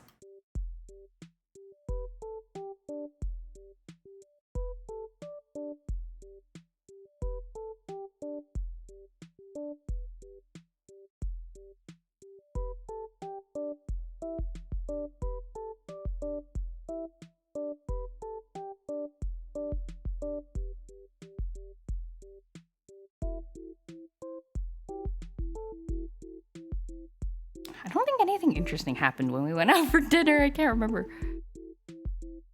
The title just stuck with me all those years. Paris, Texas is kind of a unique name. Oh, I see. There's a couple of things like that have stuck in my mind. Like Final Fantasy 12. My cousin gifted to me like years and years ago, and then I got around to playing it only recently. And then there's a webtoon, a Korean webtoon that somebody randomly recommended to me when I was visiting my parents one year, and I went with them to church. And then a kid there, I got to talking to this kid. We were talking about like anime and stuff. And they're like, "Oh, have you read Tower of God? It's so awesome." And I was like, "Oh, I guess I've kind of heard of it, but I've, never bothered to read it." And he's like, "Oh, it's so good. You should read it." And I was like, "Oh, okay." And then I was like, "Oh, okay. I should read it next time I'm visiting my parents." And I see that kid, and then I never did. And so then I this is so bad. I didn't talk to the kid because I was like avoiding the kid because I was like, I can't talk to him until I've read the webtoon. Then I never talked to him again. Never talked to him again. Social anxiety strikes again. But yeah, and I still haven't read it. I think I got turned into an anime too. Did I read in Korean or what? No, the problem is I haven't read it yet. I think it has been translated in English because the kid I talked to, like, he's Korean, but I think he's kind of like me. Like, I don't think he like primarily speaks and reads in English. I think. I'm pretty sure it's translated in English. I think it's popular enough for that. Like, it got turned into an anime, and I think it's on Crunchyroll with English subtitles. So I'd be really surprised if it wasn't in English. Anyway, but I wouldn't know because I didn't look it up like I said I was going to, and now that kid is like, I don't know. I betrayed them. It's one of the popular ones. Yeah. I think it's a very popular one in Korea. It's sort of like a One Punch Man or like Mob Psycho, where the art apparently isn't actually that good, but the story is amazing. So kind of going back to the whole comics conversation before, it's like, as long as you can tell a good story, you really don't need to be able to like draw that well. It's kind of never too late. That kid is still out there waiting for you to read it. And then I just show up, like I just visit my parents one day and I just show up at church and I'm like, I'm back. Now we can fangirl over the characters together. I heard some people didn't like the anime adaptation. Oh, that's too bad. Okay, then I better stick with the comic, huh? Because actually, yeah, watching the anime might have been a quicker way to like catch up on things. But yeah, if it changed the plot, then probably better to read the original. That's interesting. I guess I wonder why they did that. Maybe just to shorten, wrap things up in an anime schedule. It was really well animated. It was Mappa? Really? Oh, so it like could have been good.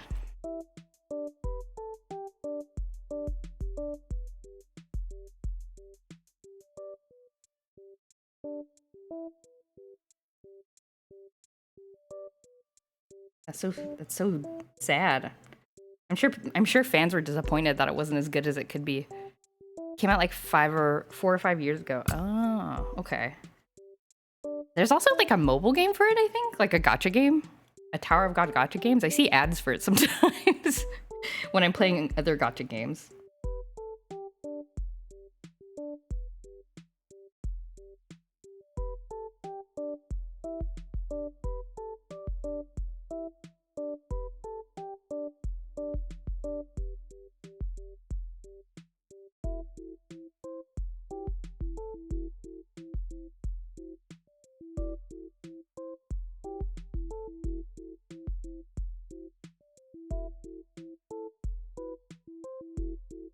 If it's a Korean manga, saying it has gacha is kind of a given.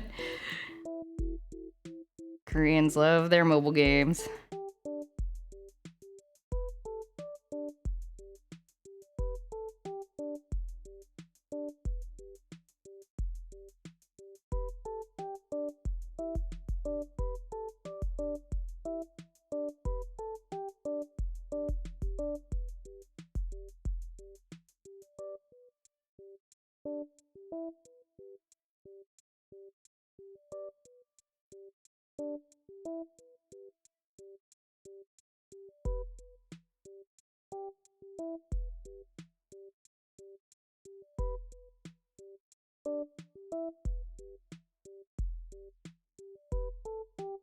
Okay. Our conversation over dinner. I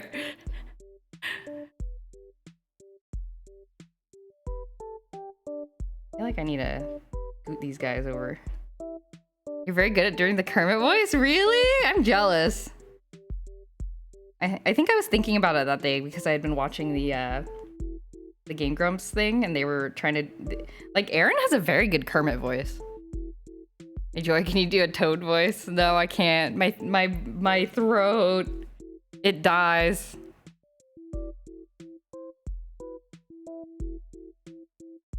Can't do a Kermit voice though. Like a Kermit the Frog here. Like it just sounds like a different person. It doesn't sound like Kermit. Gamer Beef says it's alright. Oh, I'm sure it's more than alright.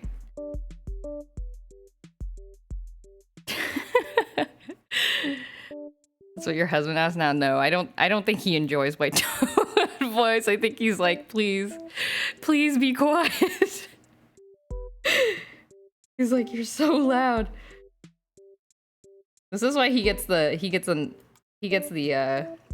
a 2-bedroom apartment. One is like our actual bedroom, the other one's is the office because I'm so loud. I'm always so loud. That's why he gets the office. We can hide from my audio. I think Piggy is easier. Kermit! Oh, actually, that's kind of hard, actually. I can't do it. It's like, Kermit!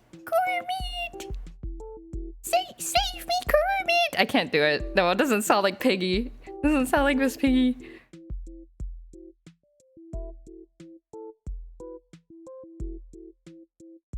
Is it lower pitch? Kermit. I don't know. I can't. Oh, what the heck does she sound like? Now I've confused myself. I don't know. The Muppets are difficult.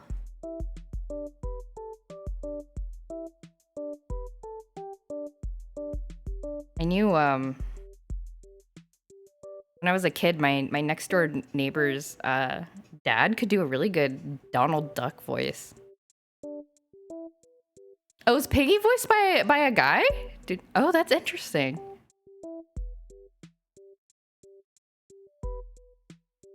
I don't know. I've actually never looked into who the voice actors are.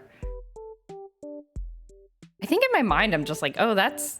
I feel the same about a lot of the classic Disney characters. I'm like, it doesn't occur to me that there are people behind them. The Donald Duck voice would hurt my throat. Yeah, it's like... But I can't... I can kind of do the voice, but like not with any words mixed in. Like that... But I can't do words. Donald voice is the worst one. Cannot tell what the fuck he's saying. Yeah, he's very hard to understand. Like in Kingdom Hearts constantly, I'm just like reading the subtitles. Thank God. Thank God for the subtitles.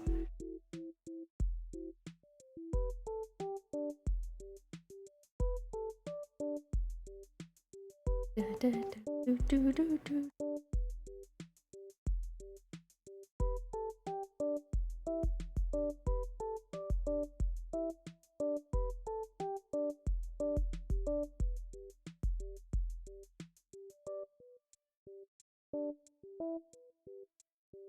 a good Goofy voice? Goofy? I think that's a fun one to have. Decent Kermit? Oh, I'm jealous. I wish I could do a Kermit voice. I think I can do an okay Goofy voice, but only if I remember like the technique that I use is you all know ProZD, right? Like the Vine turned YouTuber, the Vine star turned YouTuber turned voice actor. Oh no. But he has a very famous video where he sings Snow Halation from Love Live, but in like Goofy voice. And I think there's also another one where he sings Wake Me Up Inside by Evanescence in a Goofy voice. And he's like, wake me up inside. Yeah. And that's the only way I can do the Goofy voice is I have to like remember how ProZD does it. Like it's not that funny when it lasts that long. I think it's more like, I see it more as a showcase, an ability showcase. I just find it really impressive. It is funny to like surprise people with it though. But yeah, I think I know what you mean when it's a long one. Actually, ProZD is gonna be in this comic because I was watching a Dungeon Meshi and he voices one of the characters.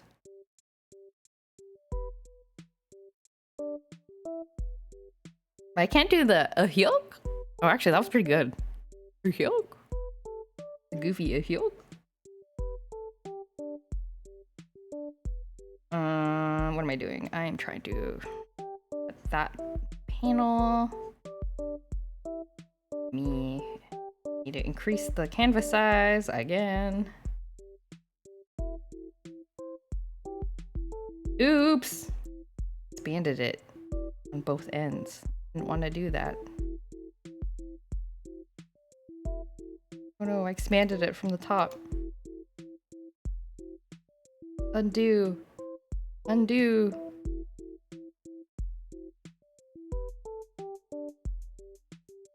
Wait, what's happening?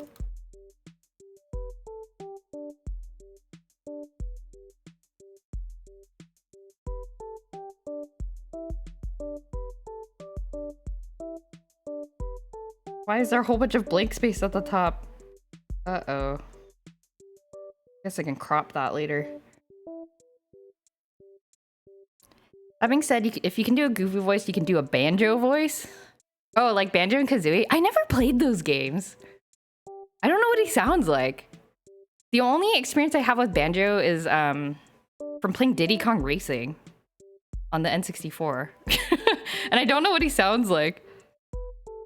He does sound like he would have a Goofy voice.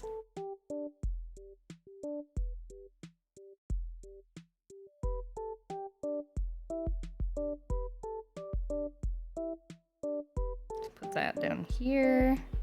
Sounds just like Goofy if he just made noises. Oh, so he's like Link.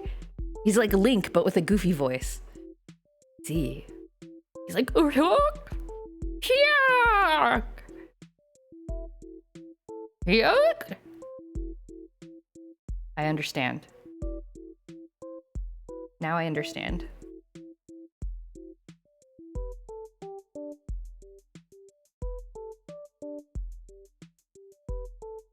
Okay. What am I drawing for this one?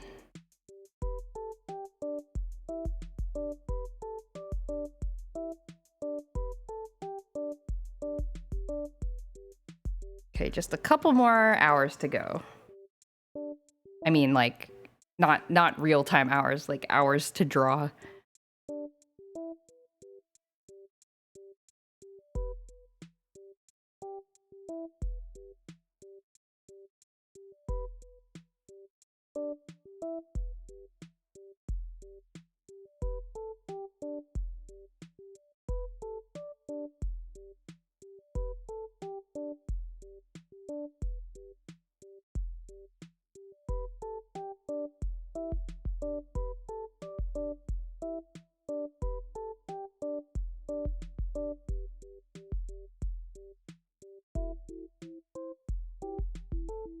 Okay. Dungeon Meshi is good, by the way. I enjoy it.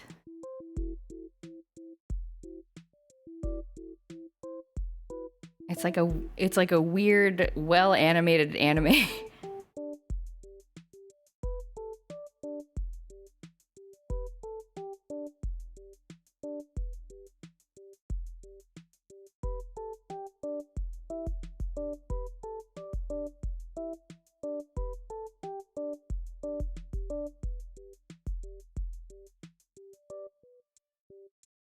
The manga is one of my favorites. Yeah, I love the manga.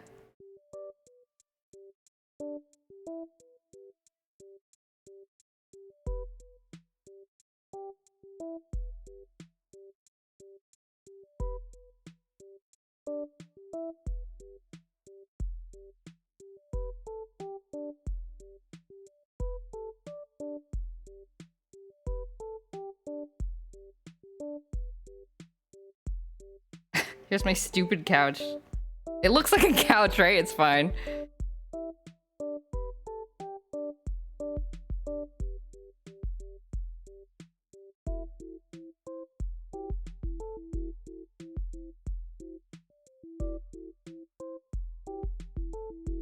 I need to read more of the manga. I need to read more manga in general. There's so much manga I want to read. I want to read Witch Hat Atelier. Atelier? How do you say that word? Like, that manga looks absolutely gorgeous. And apparently has a neat story, but... Here's my stupid couch next to my stupid TV where I drink my stupid drinks and eat my stupid meals before I go to my stupid bed. And also my cat, who is the only non-stupid thing in this apartment.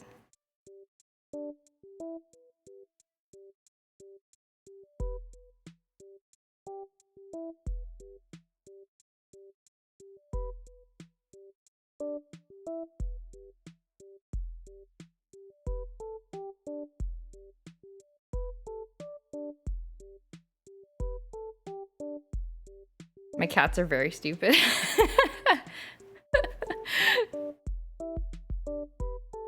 Marvel's too smart. So smart. But I would also love a stupid cat.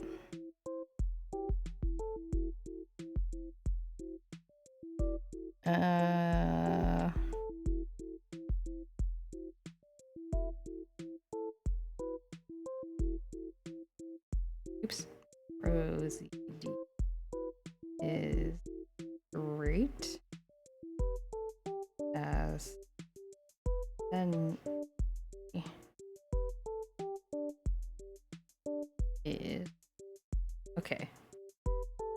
My cat is noisy and mean, but is always there for me, except when she is. Is that from something? Oh, it's a tweet.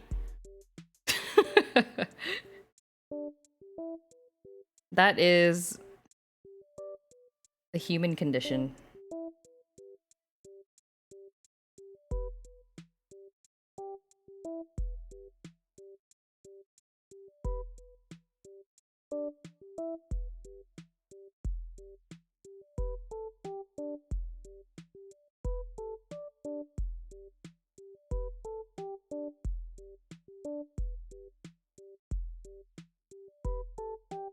Doesn't this look so cozy? This is like this is what I want my existence to be like at all times.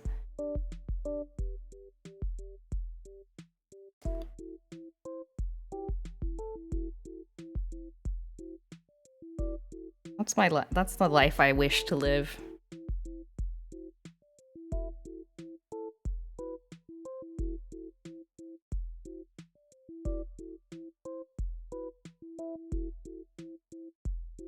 Very cozy. Want to live there. Yeah.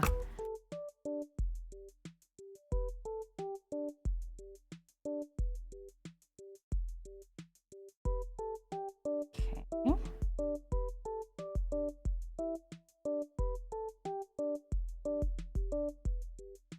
I should get a futon couch for my room so I can compose. Oh, do it. Our couch, our living room couch is like a futon couch. It folds out actually, but we don't fold it out too much anymore. But yeah, still very comfy. Good to lay on.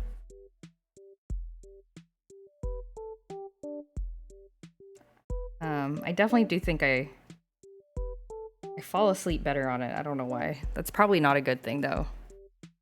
You're supposed to not sleep except on your bed for like sleep hygiene or whatever. But I'm not good at that.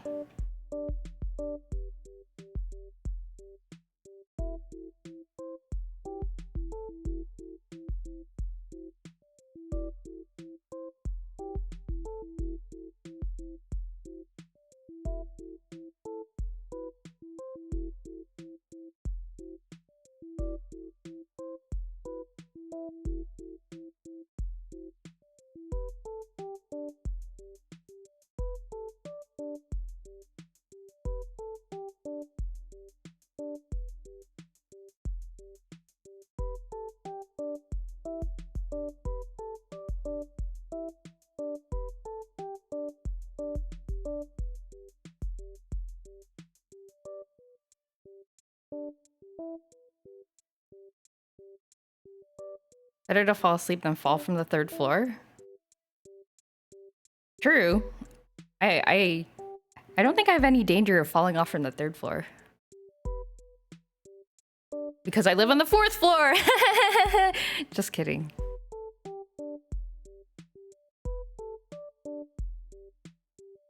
I just want to share that I'm making a TikTok to celebrate my love of peanut M&Ms. I'm pretty stoked on it. Oh! Alexander Dean, are you a TikToker? Are you TikToker? I think making anything to celebrate your love of anything is a great time.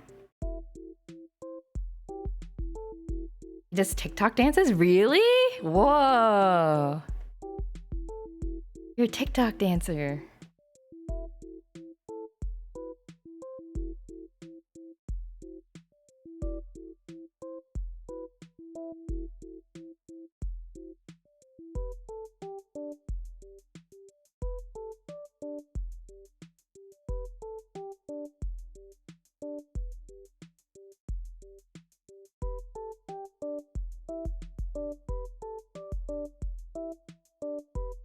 Peanut M&Ms are the best. Yeah, I make silly TikToks. I only get like 200 views, but I enjoy it. It's a great way to practice video editing. Oh, that's cool.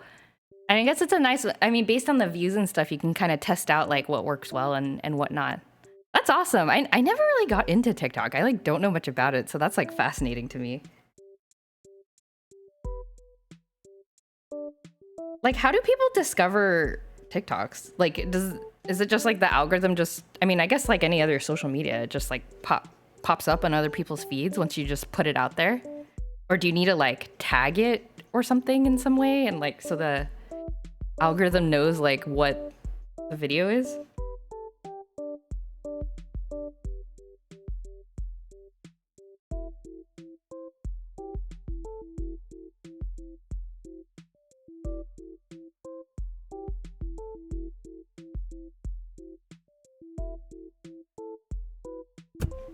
I heard Discovery and TikTok is better than YouTube or Twitter. I've heard that too. I heard it's like it like adapts really fast based on what you've been looking at.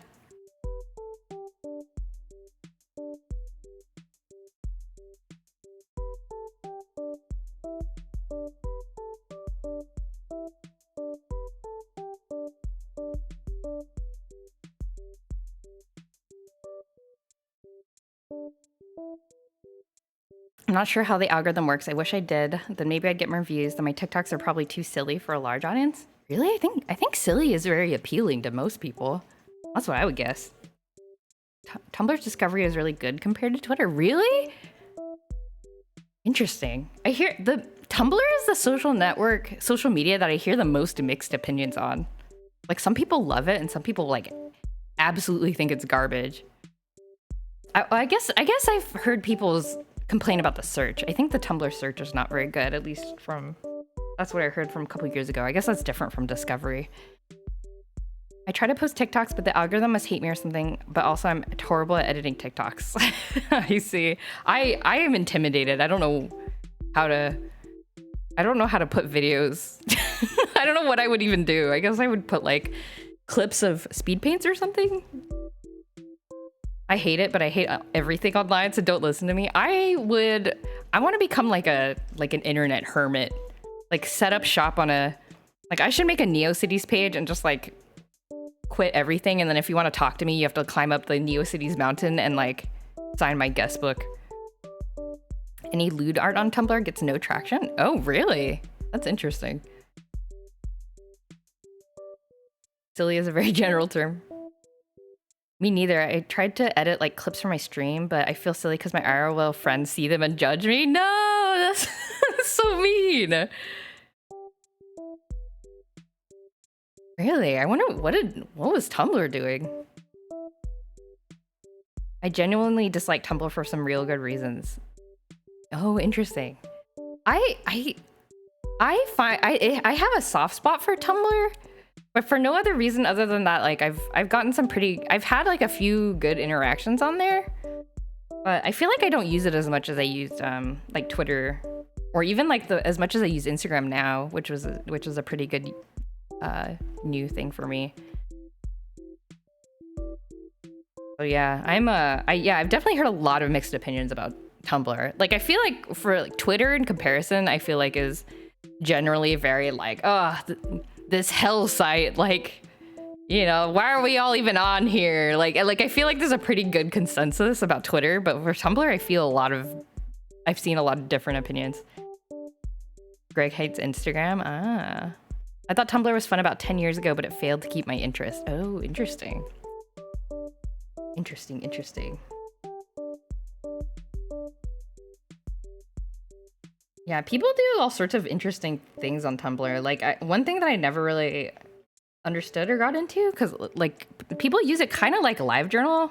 People use Live... Does everybody remember LiveJournal? People use LiveJournal back in the day to, like, role play. And I think a lot of people use Tumblr in a very similar way. But that was not something that I or anybody I knew was into, but I did see it from time to time. And I thought it was interesting to use social media for that purpose. Tumblr reminds me of my teenage days. Embrace the cringe. All social media is bad. Let's go back to pigeon carriers. Which is technically social media. Except the media is the pigeon. The image gets compressed. Oh, why is my battery dying? The heck? Laptop? Why are you not charged? Uh-oh. Why is my battery not charging? Hold on. I gotta look at some plugs. What do you mean my...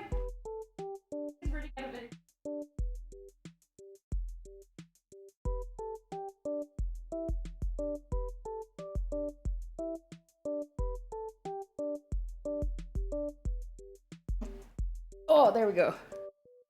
Oh, that was scary. That was weird. I've never encountered this with any other, like, plug-in device before, but my Surface Pro plug, like, charger, I have to, like, reset it sometimes. And to reset it, I have to, like, unplug the other end of the charger and then, like, plug it in again. It's weird. And sometimes it just, like, stops charging, but now it's fine. Ooh. I loved LiveJournal when I was a wee lad. I never really got into it. I think I discovered it too late, sadly. But yeah, that was, I think it was, from what I remember of it, it feels like it was sort of like Tumblr before Tumblr, you know? That's like where people put, my husband my husband had a LiveJournal. He used to post translations of like J-pop songs when he was younger. You know, similar stuff to what people post on Tumblr nowadays. Not a phase, it's a lifestyle.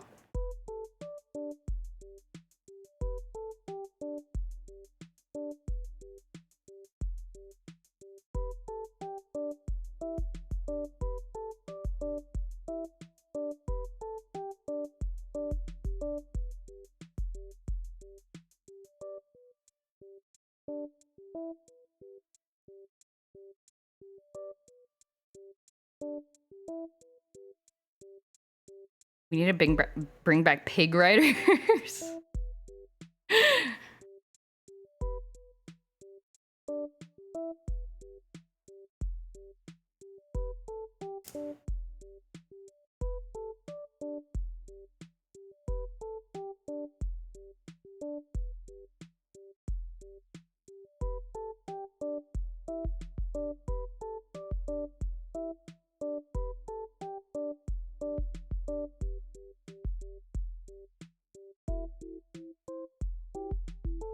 Realize I've been drinking a Red Bull, but it's 8 p.m. on a Sunday. I'll never... No! I did something kind of similar last night, actually. I had a boba. I was drinking it while on stream, and I was only going to drink half of it and like save the rest for tomorrow. And then I ended up drinking all of it without thinking about it. I've never had a Red Bull. Does it even taste good? It seems like one of those things that would like not taste that good. But like people drink it anyway for like the utility. They taste awful? I've been drinking Diet Rockstar? They have Diet Rockstar? Whoa. Diet Rockstar for the health conscious Rockstar drinkers. Energy drinks in general scare me. Yeah, what if GamerBee becomes too powerful? What if she just like vibrates off the face of the earth and into space? I don't like I'm not saying this to make fun of you, but it's like I have the same thought. Like I'm going to like my molecules are gonna like spin so fast they like explode or something. Like I don't know why I feel that way. That's just like the general like feeling I have. I don't know.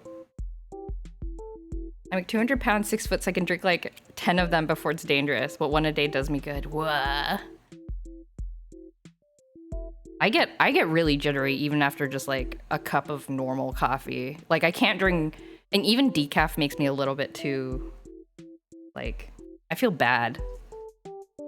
So I usually can only drink like 1 cup of decaf coffee. If I accidentally get a cup of regular coffee, I regret it really hard. Hey Power, what's up? The comics are going good. I think we're almost done. We have this long comic strip. We're getting to the end. Drinking decaf right now. Decaf is the way to go. I don't know. I get kind of like cranky if I have too much caffeine.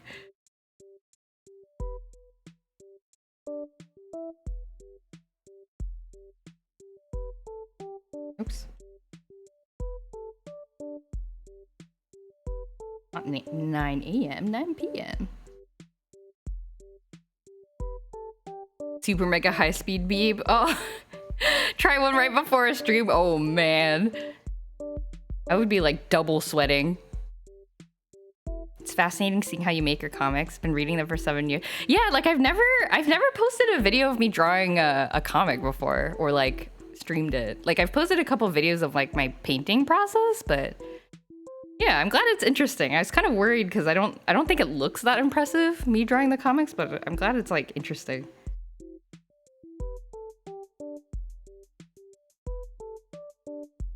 What song is this? Castle, Legend of Zelda. Royal Castle. Oh, this is from Legend of Dragoon. Cool. Very interesting. Go big or go home. I'm going home.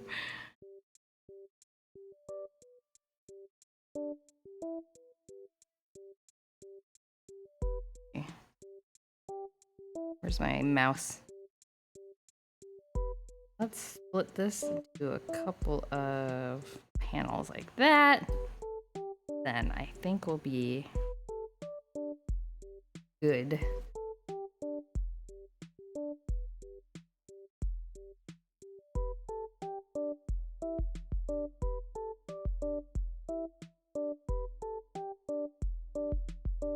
Okay. Well, it's so windy outside. It's scary. I'm scared. You guys like thunderstorms? I really like thunderstorms. I think they sound cool. I know some people are scared of them. You hate thunderstorms? Oh no! Doc likes thunderstorms. I think thunderstorms are relaxing. Me too! I don't know why. Maybe because I feel like there's like bigger things going on Earth. Like in the universe. They're nice when you have nothing to lose. Yeah, maybe. I can never sleep and then my dogs bark and then me. Oh, yeah, poor doggos. No. Yeah, Marble is... I guess that does make me sad. Marble does not enjoy thunder. I like extreme weather conditions if I'm inside. Yes, exactly. I love crazy thunderstorms and stuff. Yeah. If you're inside and if you're not in... If you're in like a relatively like safe sort of situation, I think experiencing extreme weather is fun. Snowstorms, yeah, getting snowed in and stuff. As long as you don't like have to, you know, as long as you have like food and stuff. But but yeah, with the ideal conditions, I think extreme weather is fun. I remember one time when I was a kid at church, we went to some, I forget what we were doing, but we went on some kind of like youth group camping trip or something. And so we were sleeping in tents, and that night it thunderstormed like crazy, and I thought it was awesome. But I kind of wonder if it was dangerous because we were in tents, I don't know, on like a plain, like grassy field. But we didn't die. I was just enjoying it, not thinking about the fact that maybe our whole tent would be struck by lightning. So I think if that happened to me now, I would be scared. But at the time I was like, this is awesome. And remember the other girls in my tent were like, Joy, shut up. Go to sleep. I was like, this is so cool. And they're like, please be quiet.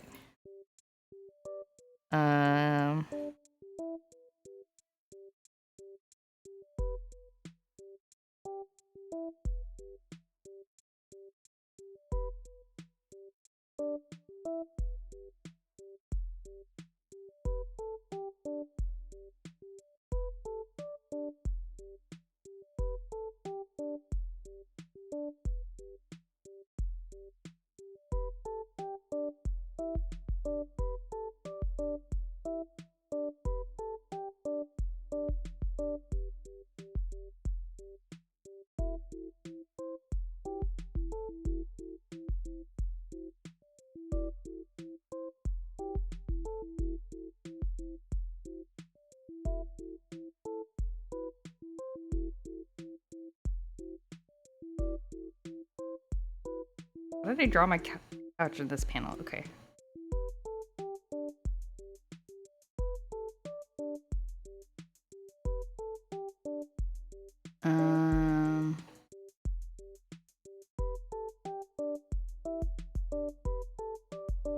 Should scoot this down a bit.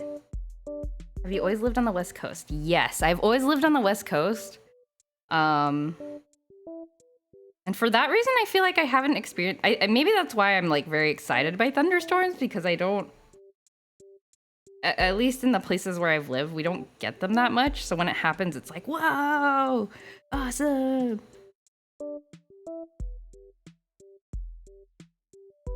So yeah, we mostly just, like in the places I've lived, I used to live in the Pacific Northwest, like for most of my life. Yeah, so we mostly just got a lot of rain. No snow days. Yeah, snow days are pretty rare. Maybe like 1 or 2 days a year we got snow days. And that was always very exciting. Like waking up early to check the news, you know? To be like, is my school name gonna show up on the news ticker? Am I gonna see my school name? And then you see it and you're like, yeah! And then you like, you know, throw your backpack on the ground and go back into your bed.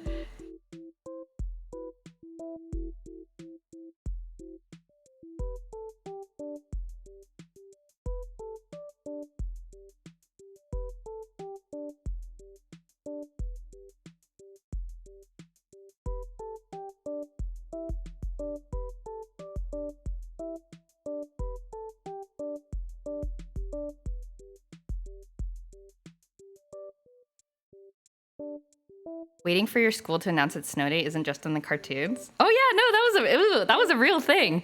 There's you turn on the news, and then there would be like the news would be happening, and often if it was snowing, they'd often be talking about the snow. But there was like this little like banner at the bottom of the screen where like a ticker, like the names of the schools or the status of the schools would like kind of roll across the screen. So it would be like, so blah blah blah county schools, starting late, or blah, blah, blah county schools still open, blah, blah, blah county schools closed for today. Like, so you'd just be watching the little ticker, and then, like you're like watching the clock, like, oh, when is the bus coming? When is the bus coming? And like watching the TV and going back and forth and me like, maybe my school name will show up before the bus comes. You're just waiting until the last second. It must suck if your school is included. Yeah, it sucks. And then, because you see all these other names, and you're like, oh, that school district got to be closed. I still have to go to school. Dang. I remember waking up, running to the computer to check if our school's website announced. Oh yeah. Yeah, so that was always an exciting time. So I don't know. It was pretty special on the West Coast. Like it didn't happen very often. So yeah, super exciting. I don't know how it is in other parts of the United States, like whether school days were more often, or like maybe other parts of the country are a little bit more prepared for snow, so maybe there were actually not that many more school days just because the cities were more prepared or something. I think I'd go crazy if I didn't get winters, like if it was always just summer, no snow. Oh man. I think so too. Like I like weather. I like the seasons. I don't know. I think I would be really sad without being able to like be like, oh, it's like wintertime and it's cold and snow might be coming, or it's like rainy season. There's lots of rain and you can enjoy having some hot tea while inside. I don't know. You can dress up a little bit differently.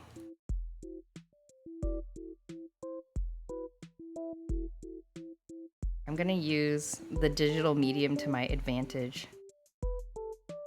Copy. Oops. How do I copy? Not cut. I want to copy. Copy.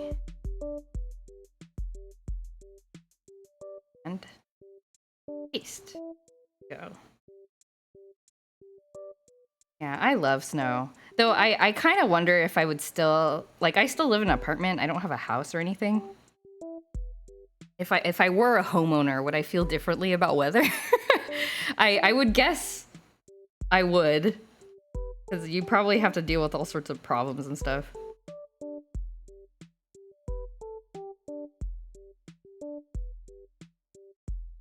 You're always using people to my advantage. People? I'm using this computer program to my advantage. How do I merge down? Merge with layer below. There we go.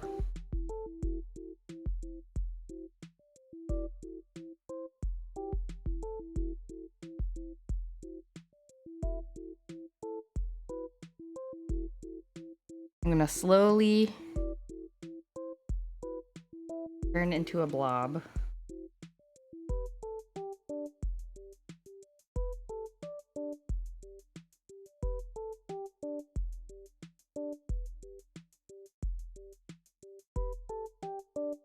Let's do like body horror-y. I don't know. I thought it would be kind of funny, but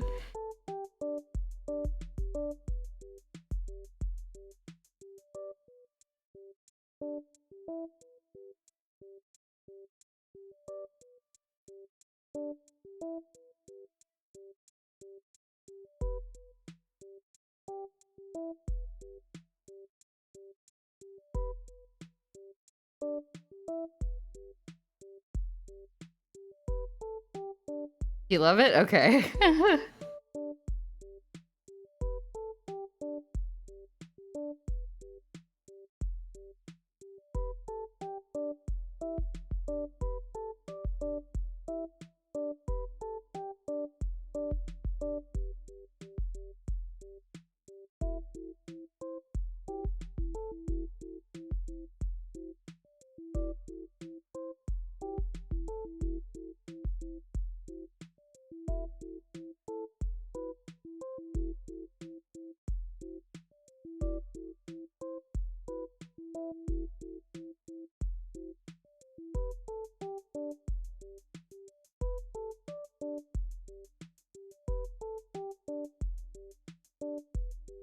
case. Oops. I need to extend the canvas just a little bit, and then we're almost done.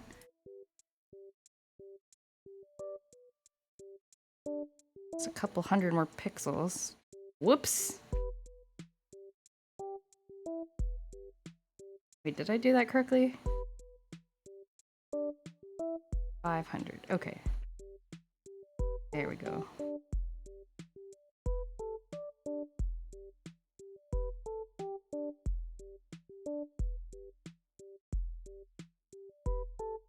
That down there for now.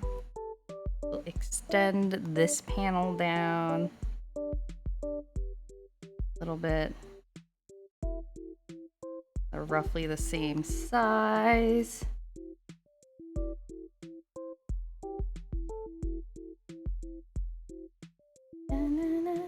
I love this song.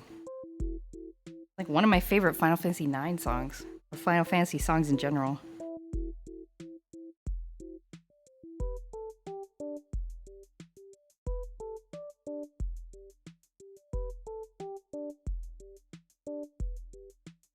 Okay, let's erase Marble too, because he...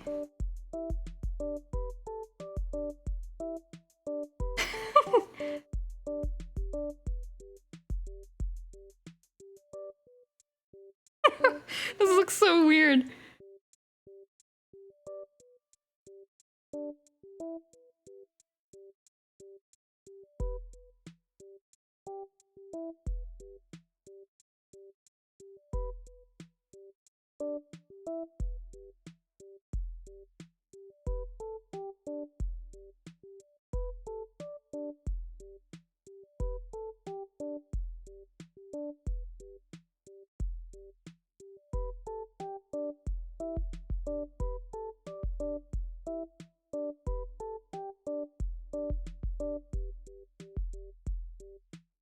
You're a master of the media with these panels alone. Thank you. I appreciate it. I was gonna write a little bit of text in that last panel, but I think it's kind of funny just leaving it like this. I think it's kind of funny just like this. There's a meme on one of the Discords that I'm on that I'm tempted to respond to with, "Tell me you haven't played high-end PC games until recently." The picture really conveyed the emotion. Oh. That panel's so cute. Thank you. All right. I think we're done. Let me clean stuff up. So let me put that there. And let's date it. Even Marble is marveled.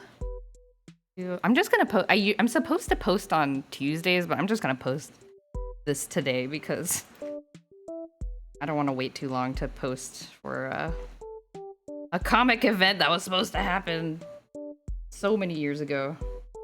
So many days ago. Why did I say years? I'm tired. How do I crop things? Okay, where's the crop?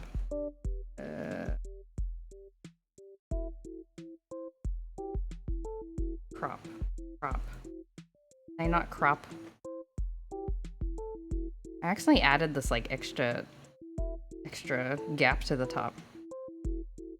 Let's crop that. Crop. Aw, yeah. Okay. We did it. Hourly Comics Day 2024. I guess I'll review. 7 a.m. waking up late. 8 a.m. reading a book on the train. 9 to 11 a.m. I talk people's ears off about Dungeons and Dragons because why not? The opportunity presented itself. Great comics. Oh, I've been upgraded to experienced artist. I'm no longer young artist. Yes. 12 p.m. I ate a spicy sandwich. 1 p.m. I'm actually kind of... Should I try to prevent my coworkers from seeing this? I don't know. I kind of think they'll think it's funny, but whatever. I'm kind of falling asleep. 2 p.m. Me having an existential crisis about the meeting going over by like 15 minutes. Going home. And working while watching some Game Grumps. Went out for some food. Watched some Dungeon Meshi. Wondered if I was sick. And then becoming a blob. The end. What a wonderful Thursday I had last week. One of my best. Thank you. I'm pretty happy with it. The end. 10 out of 10. Thank you. 10 out of 10 on the Beeb scale. Excellent. Okay. Oh, I'm tired. That was a good amount of time. 3 hours. Not bad. Very nice. Thank you. Thank you. Thank you, everybody. I guess we'll end it here. Let me, we'll end the stream here. I'm gonna go get, yeah, it's about dinner time where I am, so I'm gonna get some food. Let's see if there's anybody to raid right now. Anybody raiding?